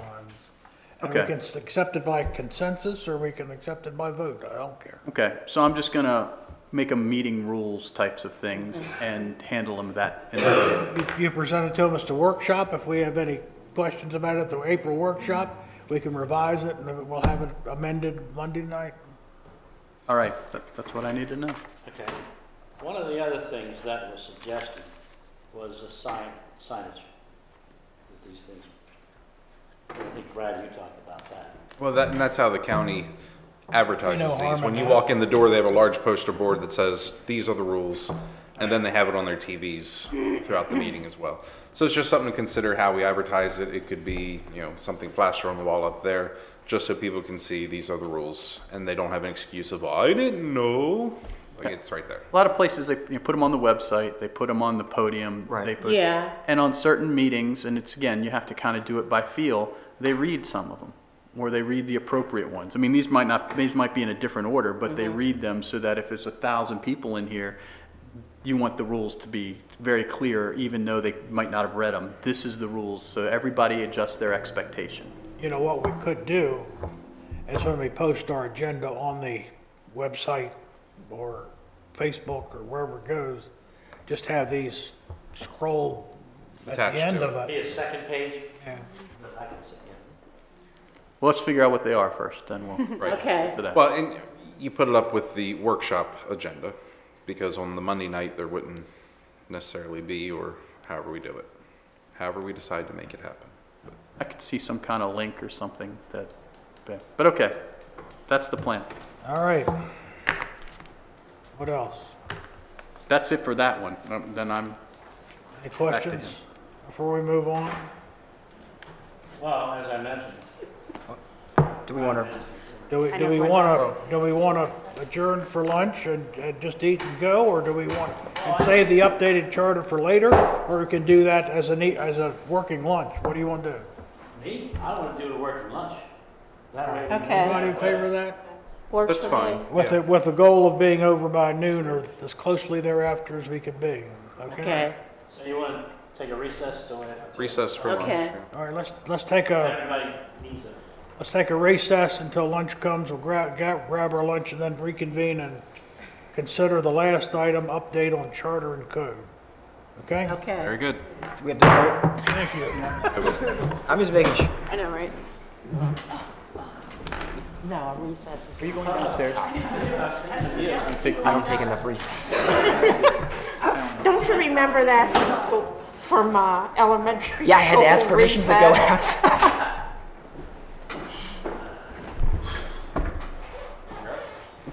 Then you go to the cloakroom. I think people remember the cloakroom. Oh, yeah. Yeah, that's right, I forgot. And I know you were bad and went to the cloakroom Oh, of more than course. once. Of course. That's where all the snacks were. I've always had that image when you say the cloakroom, it's like, We call ours the cubby room in New York. The cubby Oh. room, because that's where everybody's little cubbies were. One day, we'll get something that works.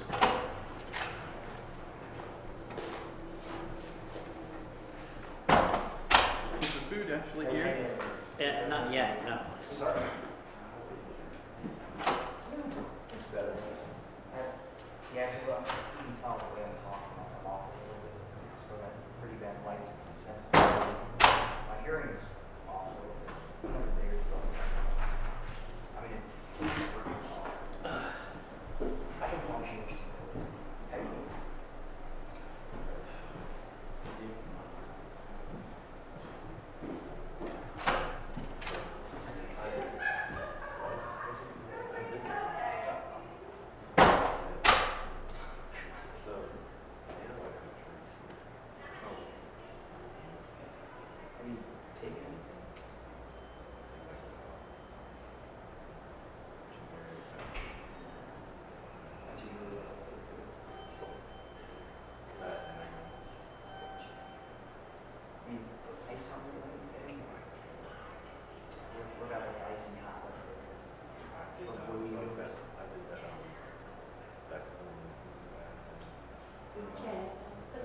in the code, or are you just codifying, or are you making changes?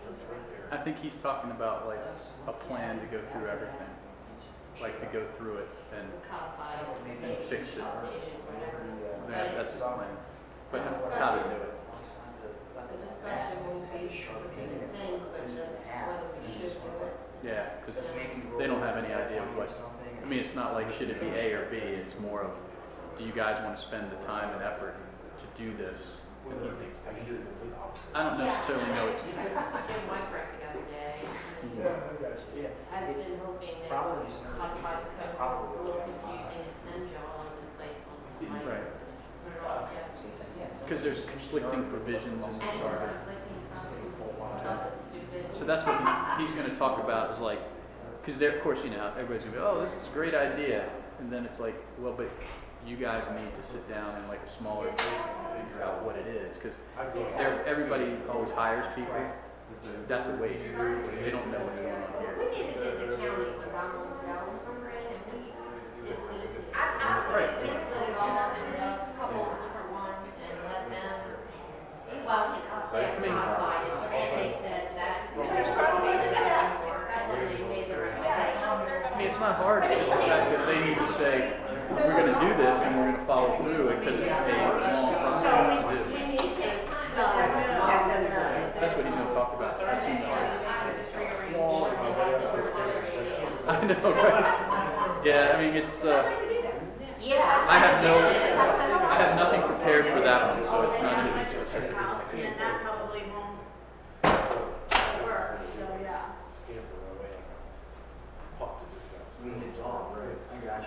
Do you want a copy of your thing? Claire's making one for you. Oh, okay, sure. And, I'll sit with the medicine. could I take Don's, papers? Sure. I'll give him. I know, I should. We've got 15 things to do today. Some of it is emergency stuff. I want to get these I don't want to agitate you. I'm going down. I'm in a low right now, so. I got you. I don't want to irritate you. I'm sorry. Hopefully with like meds, it'll just stay away. I'll save it for forever too. We forgot to bring our name tags back. No. We were. Right? I didn't even think about that. Oh gosh. But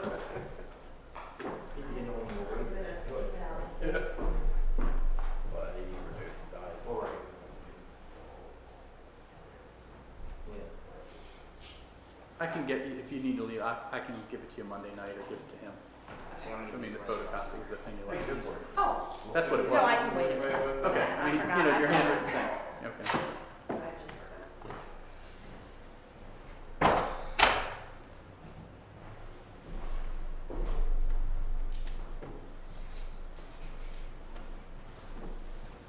Lunch is served.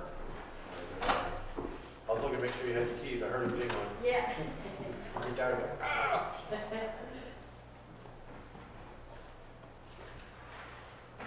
Remember when you go to school car, and it is.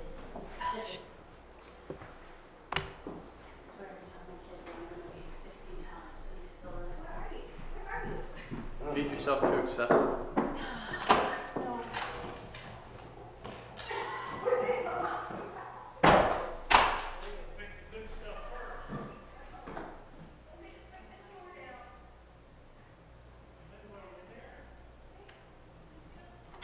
Joe's in the back. Who's in there? In the bathroom? Well, I have no idea who's in there. Is there somebody in there? We don't know. The door's locked. Trying to see my lock picking skills. I mean, I don't have those. You can't get in through that door. Where's that Well, door? with the camera there. Well, I don't know. Where's Everett? What do you I do? don't even went that way. You mean the door's locked to the food room? Yes. I figure Edgar's in there picking all the good stuff. I just think that's probably one of the Or better being stories held hostage. we'll tell later. You hear what I said, or being held hostage? Oh, Lord. That's all you need.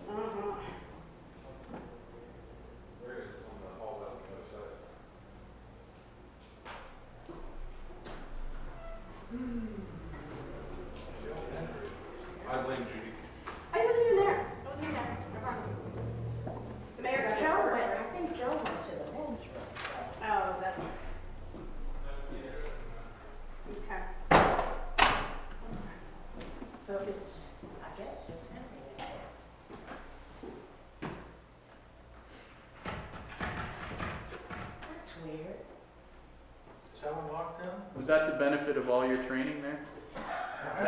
Somebody had time. Okay. I knew somebody. Henry's got keys to the car. He's probably done. Wait, these, oh, these don't slide open anymore, do they? I can do it.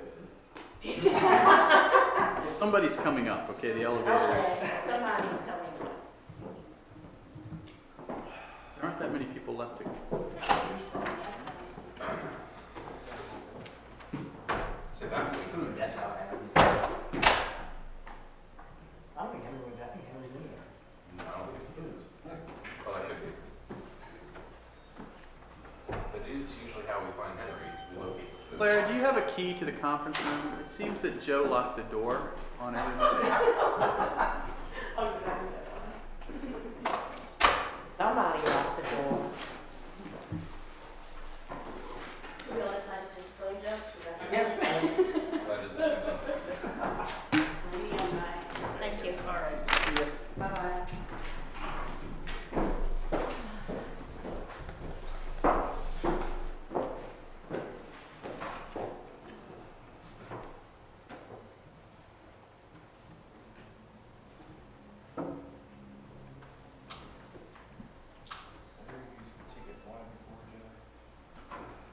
Buy tickets? Yeah, I use StubHub mostly. Is there a way, she got him on her. Well, you tried the gymnastics? I have some crazy reflexes. I I caught it in midair. That's for being around cats so much. And I thought it comes up with a barcode that we could use our You wanna own. know why we're not in there? What's that now? I read You wanna know why we're not in there? It said Door's It's locked. some people's tickets on. Who did that? We don't know. Mm. We blame Joe. Yeah, they just. The last person that came out was food the guy, wasn't it? food guy. Claire went to get the key. Okay. Oh, she did? Yeah. That'd be you, Mayor. What? Last one. I was the last one? Why did I? Last one. It's one of those things. Somebody's gotta take the blame. So one of those things where if you push it against the wall, it pushes the button. Really? down. I don't know. Is that Yeah, what it it's is? different, man. Like, they don't even take your ticket. It's like, I went to, I used to do stage front security for very much. oh, really? Okay. So I saw some good bands there. Have they fixed their roof yet? That's pretty cool. I don't know, I should have been there. They say it's supposed to be open for concert season. I don't know how, because that was pretty Well, my substantial. husband went up there and redid some of their, Verizon wiring.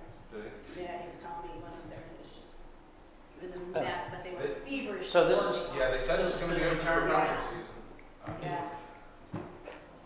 That was disappointing. Did it get used? Yes, I. Okay. He chopped all kinds of things. It was very disappointing to see the damage. Judy, Oh, I bet. it's the 8th. Did they change it? It's not the 1st. Okay, my flyer said the 1st.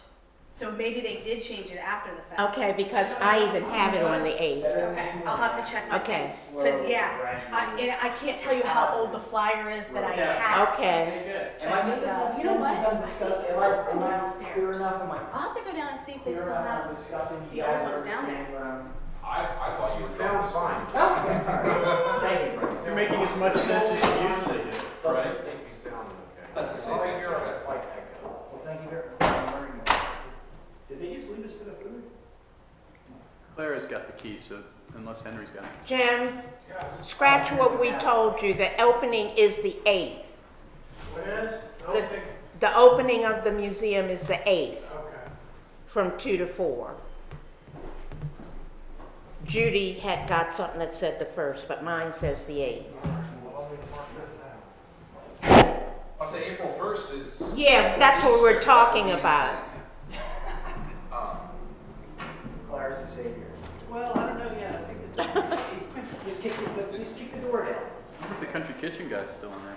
No, He was the one that locked the door. That's what I think. Yeah, he locked the door. He was the last one. He's the one that locked I guess he thinks their food's better, Scott. We're good. Okay. Clara saves the day. Oh, Judy's in already? Oh, no.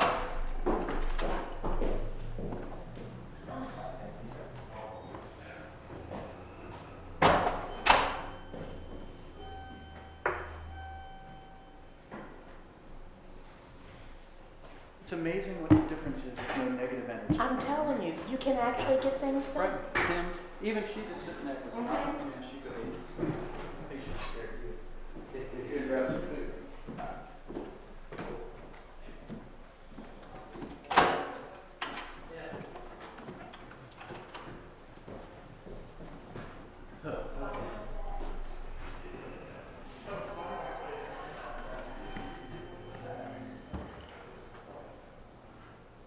Staying for lunch?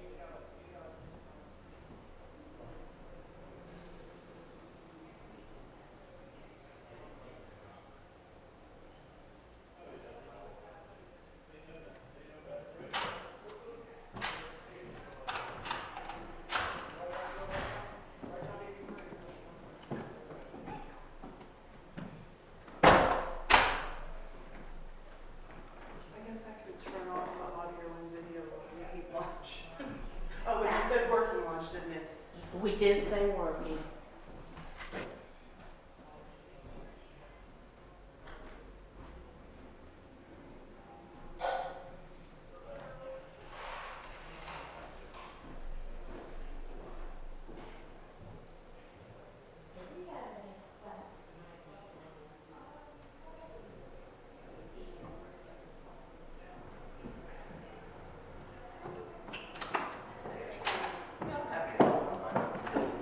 I can let you guys prove that, though.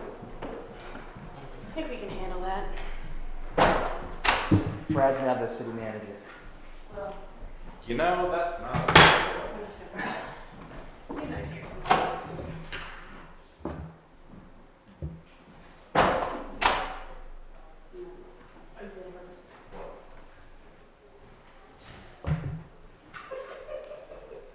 That's Joe. No, it's not. I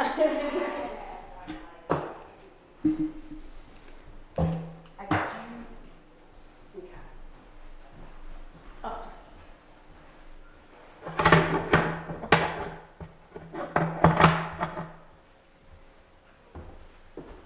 Oh, I've got you under my skin.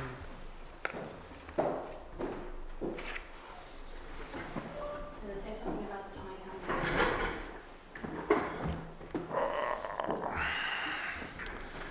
Claire, get some lunch. I actually have lunch plans. Oh, She has nothing planned. She said, let's get this on. I know, she's got a hot date, let's get out of I here. got a hot date, that's right.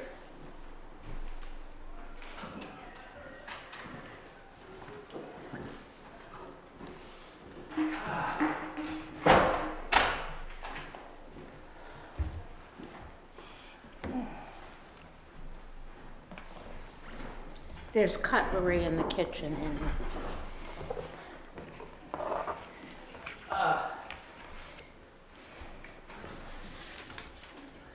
What's going on with Carol, just that Jim's doing today? Oh, sorry. Business Expo. Okay. Is that open to the public, or? Mm-hmm, Oh, maybe I'll. yeah, breeze on by.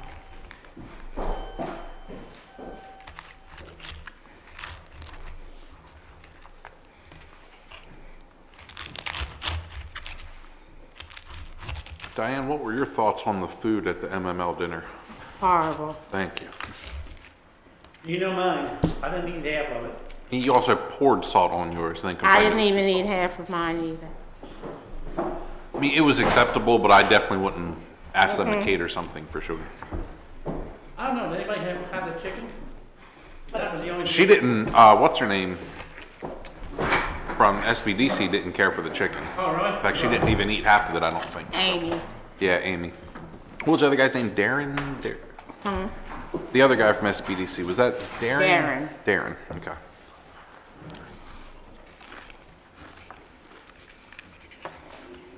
Judy, we I'm thought not we a- were gonna see you at the MML dinner. My daughter won some art contest stuff for the county, Don't so. worry. Mayor introduced you anyway. I know, as Yeah. I said, but I was there apparently, so it's all right. But he forgot Don and Rob. They're not part of us anyway. Where was it? I think the John camera- Street Quarters, Westminster. I think, With some of the worst catering. It was just awful food. So I didn't miss anything, really. Claire didn't turn off the camera since it's a working lunch. Oh, yeah. Still on, It's still on. We'll edit this out. maybe. Maybe. Depends if we dribble too much. She thought about turning it off, but then she said, oh, it's a working lunch. Yeah, well, Well, then it can be as mundane to watch as the ethics meeting, where it's an hour and 20 minutes of them shifting papers Tell me about and it. Jay falling asleep. Jay was sick that night. He was not a happy camper.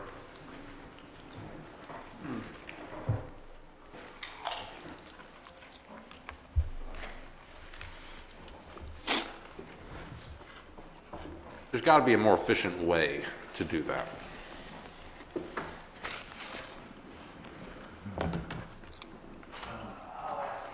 There it is. When the camera's not on. These are free, but if you decide to use them, you know, I'm sure it says that he doesn't split it. Right. These are free, vote for me.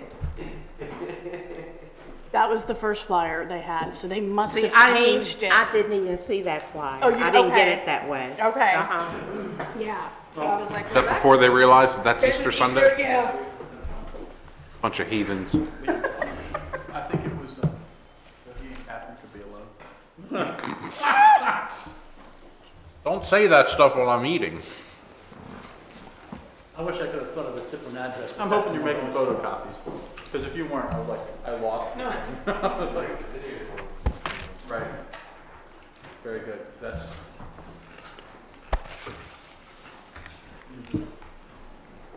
So you have the original, which is the original?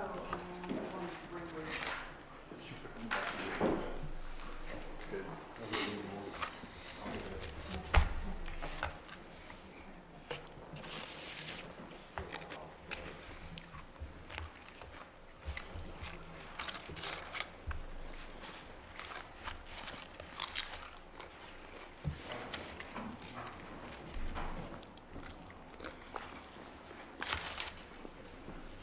Should we start now? I was gonna say, who wants to start? We're all chewing.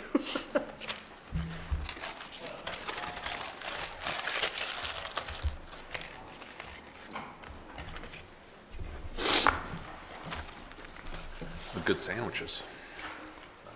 Yeah, the tuna's pretty good. And I'm discriminatory about tuna. Did you get the tune? It's good. Good? I'm always a little with that.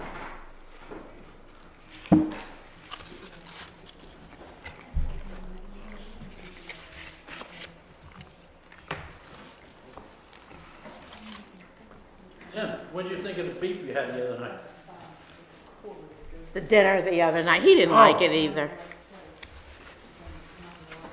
I was not impressed.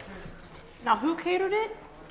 Blue Bistro? Bistro, really? Yeah. Yeah, Pretty good. it was not good. They usually are good, but it wasn't I good. mean, Henry, myself, and Amy was her name from SB, we played musical plates to figure out who was gonna get They kept what. changing meals back and forth.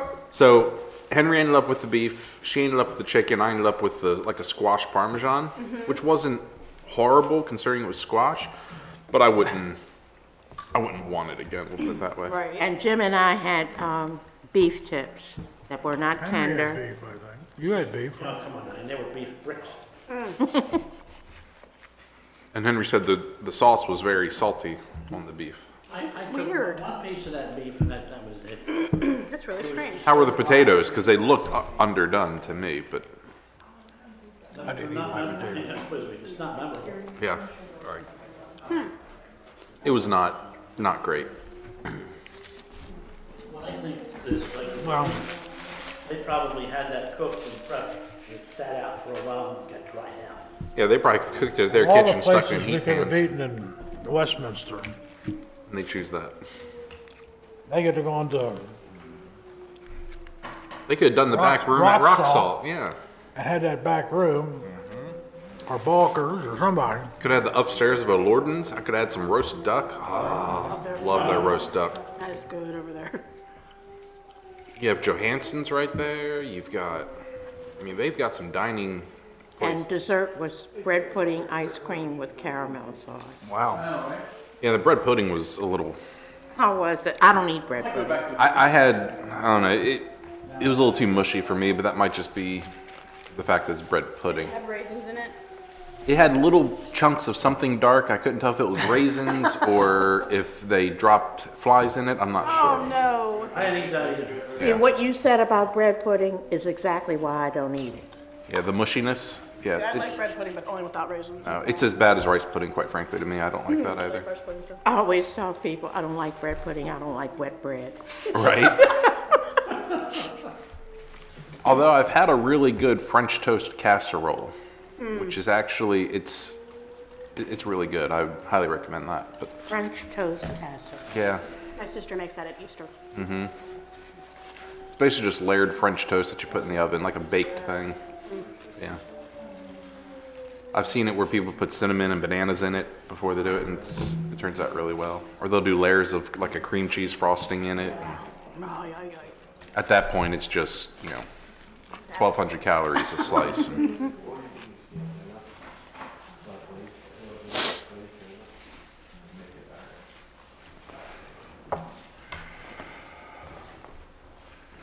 So how about those charters and codes?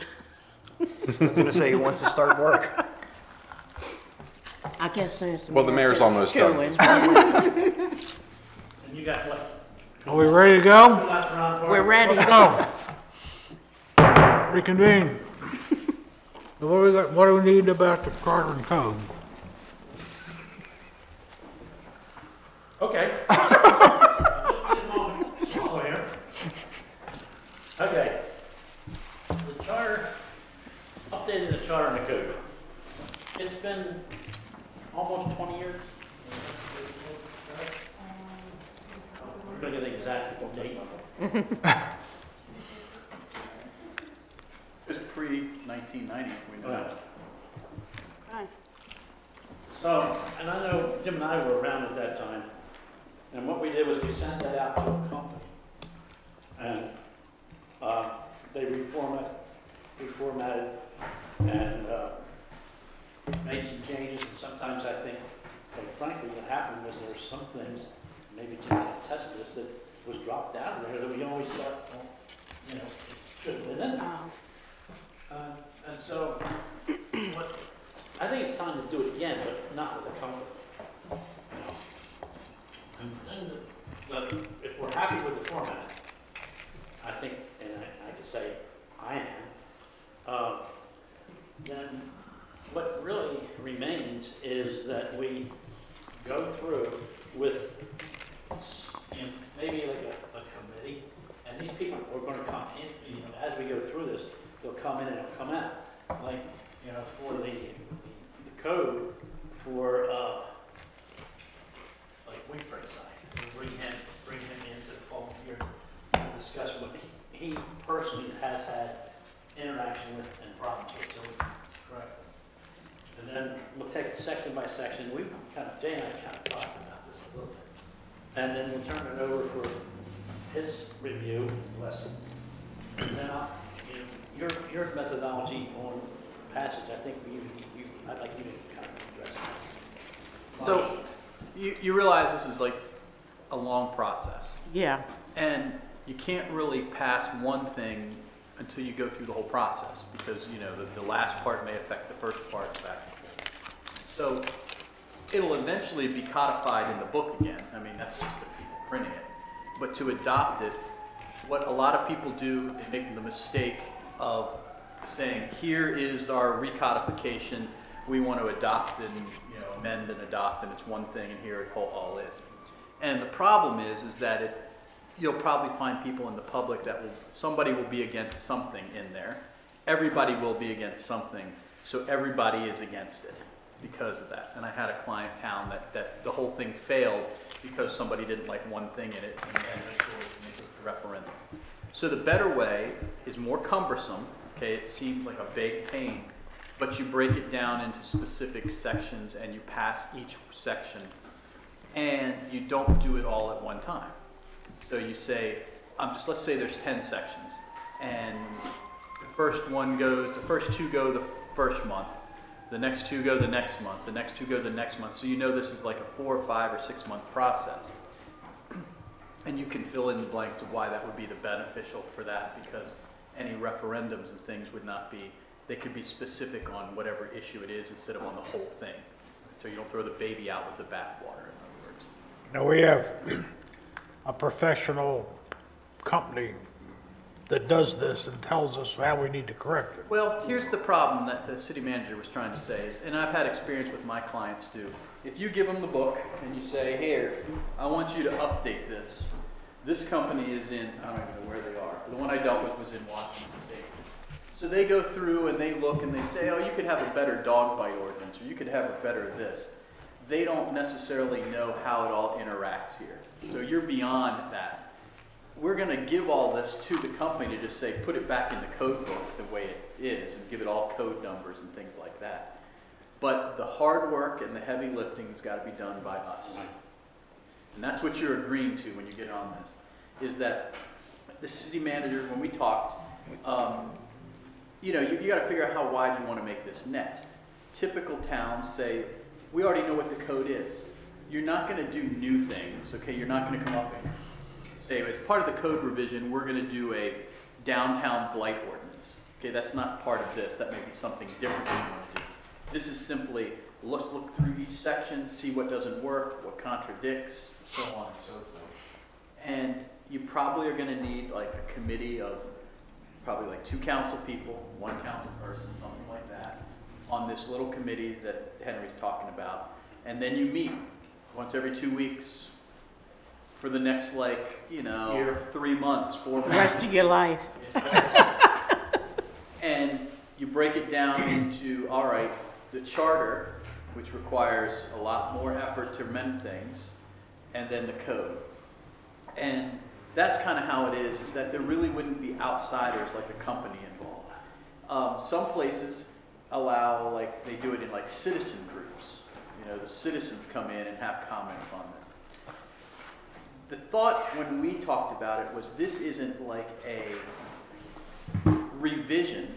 Like, we don't like the way the zoning code reads, so we're going to make it read something else. This is more of an update, that it's not working right. There's a problem with it. It's a flaw with it. So we will be changing it somewhat. We'll be changing it somewhat, but how? What about the aspect of smart codes? In other words, we have stuff that's in our code that's simply outdated because technology has passed us. That's where we get the opportunity to do it. Give you- That stuff will come out? Right, so an example, Okay. and this is a charter example, I mean, just a general example. There's probably 3 different sections in the charters that talk about like paying bills, okay? What the city manager can authorize, what the council has to authorize, what the treasurer, how they do the bills. 3 separate sections, they're all different. You can read them together, read them apart, you know, what's over this, what's over that. Talks about checks, that we write, you guys approve checks, okay? I read a check as, that's a draft. And now there's several ways of doing a draft, electronically and things like that. Our former treasurer read check as the written check like in your checkbook. So those things, the smart codes, those things need to be updated so that we say, instead of check, draft, negotiation, whatever, so that we can do things a lot more efficient. But typically, yeah, in that area, typically, what we used to have, we used to do bank transfers. Because we had sometimes large sums of money that we're making payment. And, you know, it's not uncommon to have something about $500,000. The question there is, do you want to give it to the snail mail? Yeah, uh-huh. Whereas a bank transfer is like push the button, boom, you get a receipt and say, yep, we got it. And so, but there are other things I think to point out as a little example. And it is, a lot of it, believe it or not, in my opinion, seems to fit into the zoning arena. Because it contradicts itself so many different times in so many different ways. You know, it's like, oh, I can do this, but oh, this one over here says I can't do that. Or you have to have a different format, you know, this is So just. consequently, nothing gets enforced. I'm sorry? So consequently, nothing gets enforced. Well, it's not a matter of, I'm not talking about enforcement, I'm talking about zoning ordinances. You know? They're just difficult Okay. to read. Yeah. Because they haven't been updated, and we run into it every week almost, is what's your interpretation of this? So I give an opinion saying, I would interpret it this way. You could easily interpret it a different way, but we'll probably come out of this with a updated code and a list of things to do. And I think we really have to be, like, when we talk about this, let me just give you an example. Part of the code in the open space section of the code talks about the park impact fee. But it's not an impact fee, right? Every year I have to talk about that. Yeah. Okay, and it talks about it. So when you get to that section, you know the committee, and Mitchell will sit there and say, you know what, we really should have a park impact fee. Great, put that on the list of things to do and move along. Because we don't have time in that forum to come up with the park impact fee legislation and things like that and make it part of this. You know, we just fix this, this needs to be addressed. And then we have all these things that need to be addressed and we give them to you and say, which ones do you want to tackle? For example, another example is Mead Crossing is a good example of that. Because the code says that you do not have to give up the, I'll use the word code. The money, I knew that's, yeah. Yeah, you don't have to give us the money if you have 20% of open space. Well, and yes, so they basically originally got out of that. But the fact still remains is that, do you really want to do that? Because as I told them, the impact does not come at the top loss level that they've got. The impact comes when those kids, 9 or however, they start playing organized sports. That's where we come in. That's, we got to provide that. So letting people, I mean, to me, that's kind of letting them off. Question. Jay, you indicated that it will say, how do I put this? On the same issue, it will say different things in different parts of the code. Right. In my mind, that kind of creates a nightmare. How do you, Decide which one's right. no, how do you put it all together? In other words, let me go back to my word processing days. There was a button you could hit to say, find every reference to park impact fees. That way, it brought it all together so you could see what you were dealing with. And that's on the E-code You would 36. have to do it that way, or you'd just be spinning your wheel. You know what I mean? Our current We went to online, E-code, it has those capabilities. It does. Search for this thing. Yeah, because otherwise, you know, you will think you will have completed one section, get to another section and go, oh God, here it is again. That's the exact And then you gotta go back. That's the issue we're having. Yep. Right. The way it's gonna be is, so in my mind, I envision like a committee, like, let's say 2 council people, the clerk and the city manager. You're the charter committee. Every time, you're always that. And then we're gonna deal with the finance stuff, okay? So Barry comes in, and for your 2-week period or 3-week, everybody knows finance, and it's her job to tell you, these are the conflicts that I've run into in my Okay. thing. And then she helps you figure out what it is. Then that section, maybe there's 5 or 6 different sections in the code are saying, okay, we've done those, checked off. We can review them. It's not gonna necessarily be like a word search problem.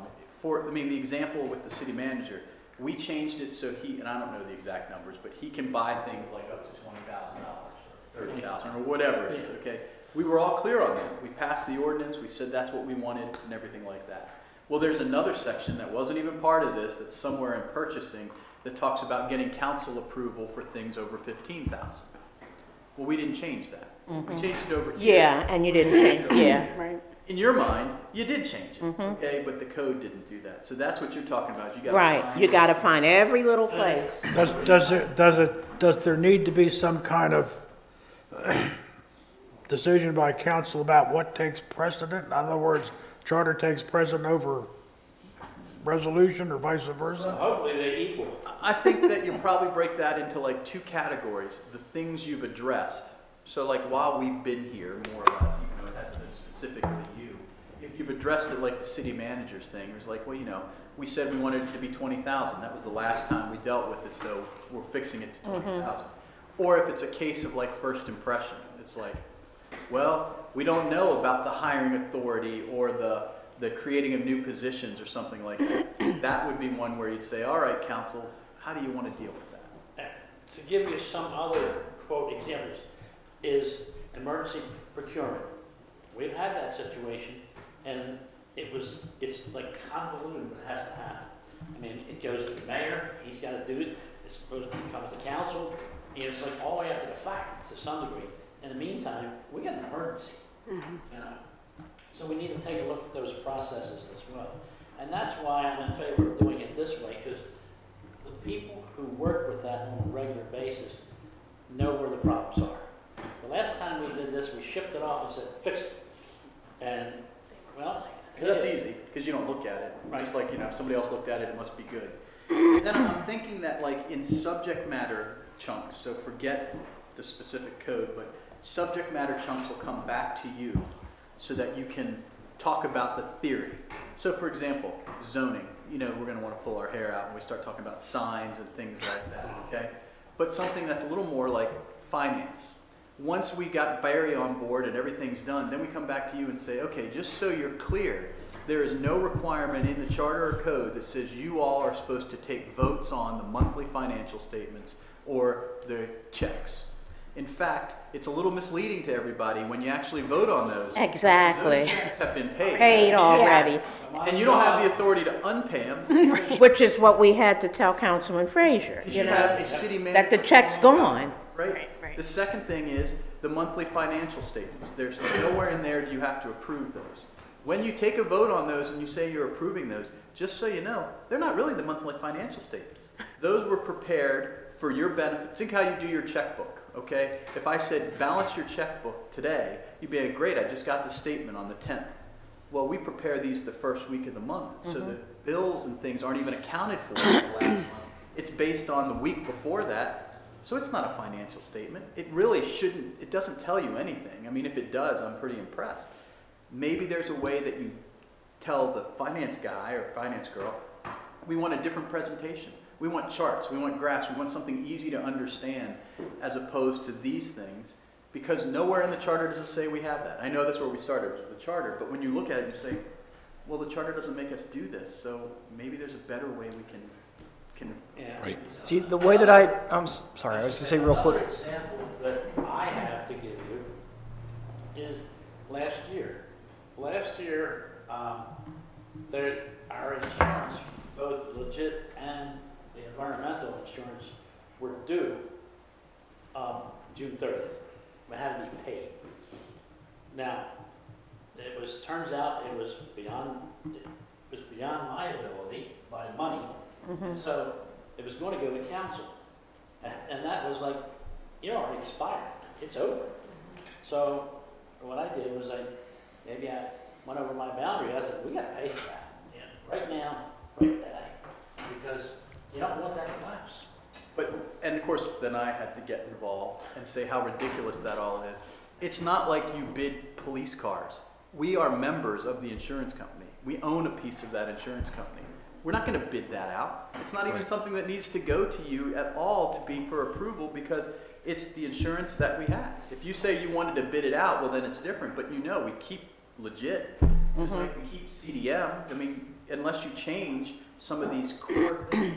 Right. But that was the issue where they were going to let the insurance policy lapse because the council didn't vote to approve the insurance company. Now, we've changed that a little bit with the personnel, but you get the idea is there are certain things you're just not going to vote on again. I mean, do you want to vote on paying the electric bills? We could bid the electric company out, but we don't. We get Potomac Edison. Why would we need to have those approved every month? And when Rager Lehman came in and did the substitution for a while, they pointed out some things to me, and just exactly what Jay is saying. Are you not going to pay the electric? You're going to pay the electric. You'll know if it's not paid. Yeah. And, telephones. And like we have a subscription, I guess we'd call it a subscription, to for our document imaging. That comes in every month, and it's always $95 or $90. So that gets passed around in the infield, as to approve it. You don't really have to do that. Last month I changed the terminology because of this discussion and said, anybody have had questions on the bills that have been paid? Right. Yeah. And that's the fact of the matter. Yeah. Because you used to say a motion to pay the bills. That's right. And the bills had already been paid. Exactly. See, the way that I always looked at it was just, getting that register, the accounts for us, right? It was just kind of like a method of oversight for us. It allowed us to see what was going on. But, Well, no, Like no, a big statement. yeah, Shows you what was. it allows us to see what's going on. Right. a And form so of transparency. Right. One of the suggestions that Rager Lehman provided is that as long as you're, you should do this by exception. And what I mean exception, we have this one account that's always $90 a month.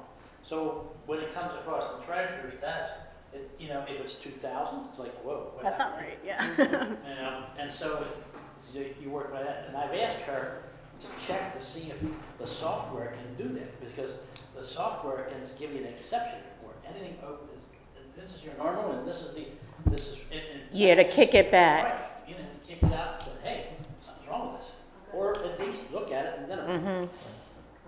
So I haven't heard back about that, but it seems to be that should be part of the software ability to do So are we gonna continue to vote on the bills? Once The that accounts part- payable? Do we have to? keep I doing think that? I still think it's important to have that check register there.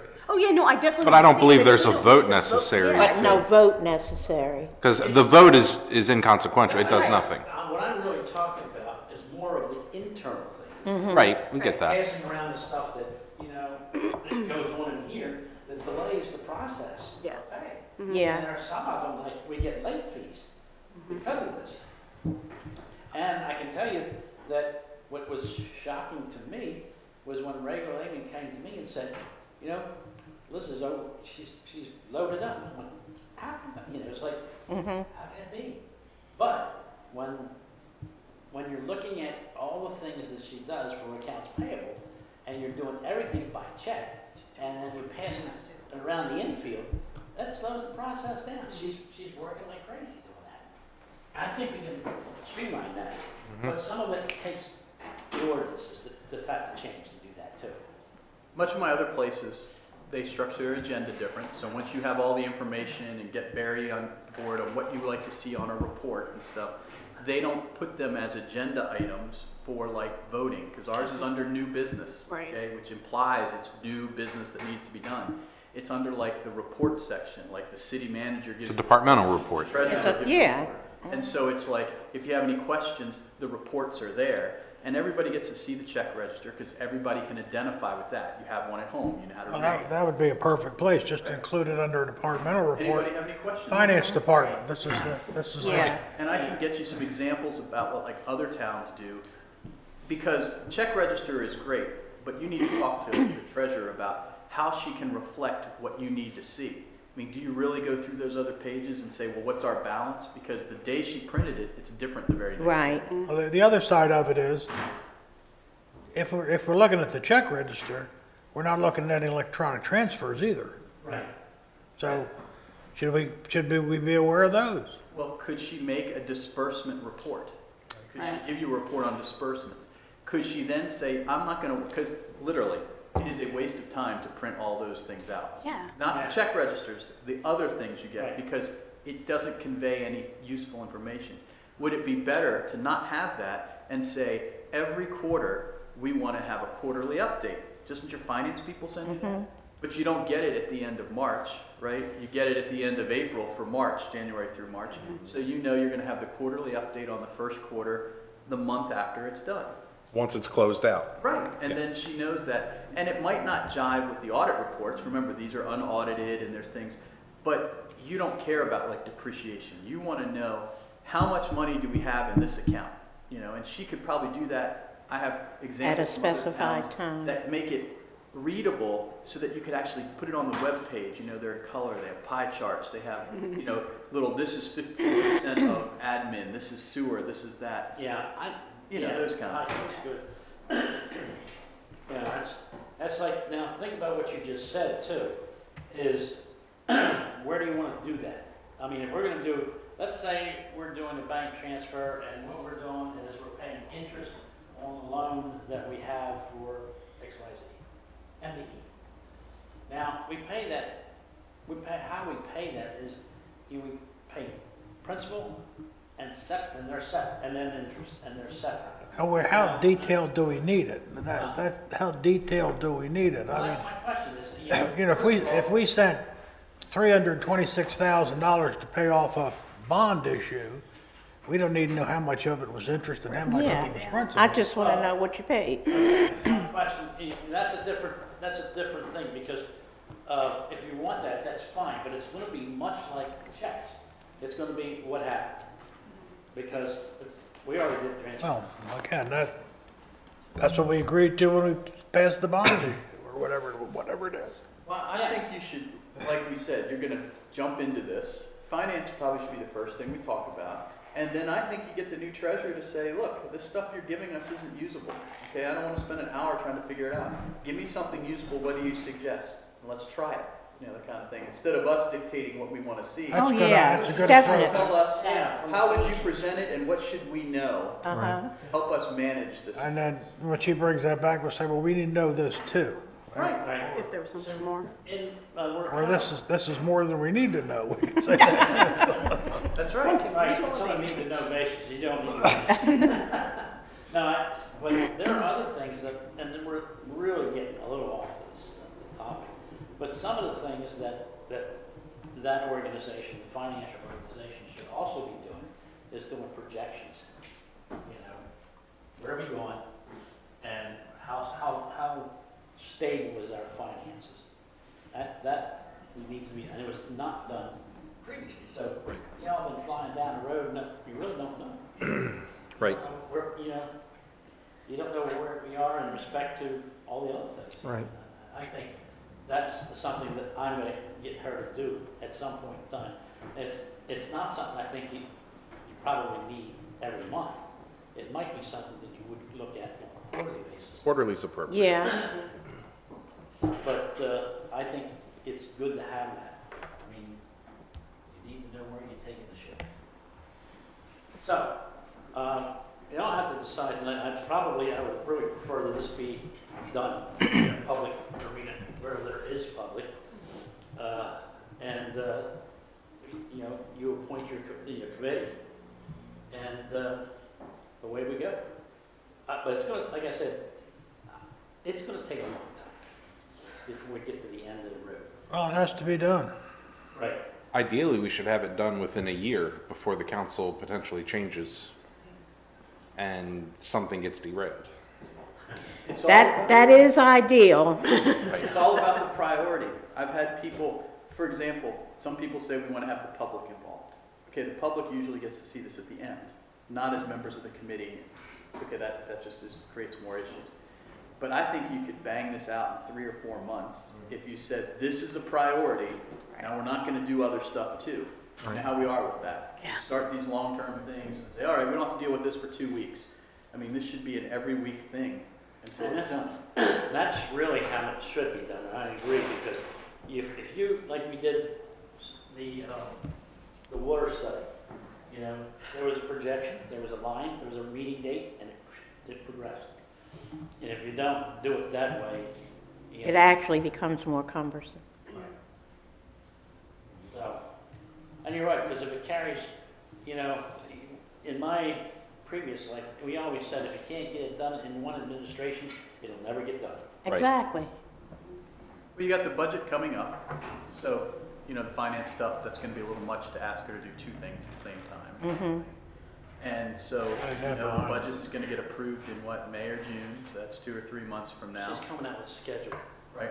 She So, said, maybe you're saying that this is a post-budget project before, and you get her out of the way before the auditors get I was here. gonna say, And then, in the meantime, you could either do zoning, or you could do codes or something like that. I mean, Jim Weeprick knows this stuff, it's not gonna be hard for him.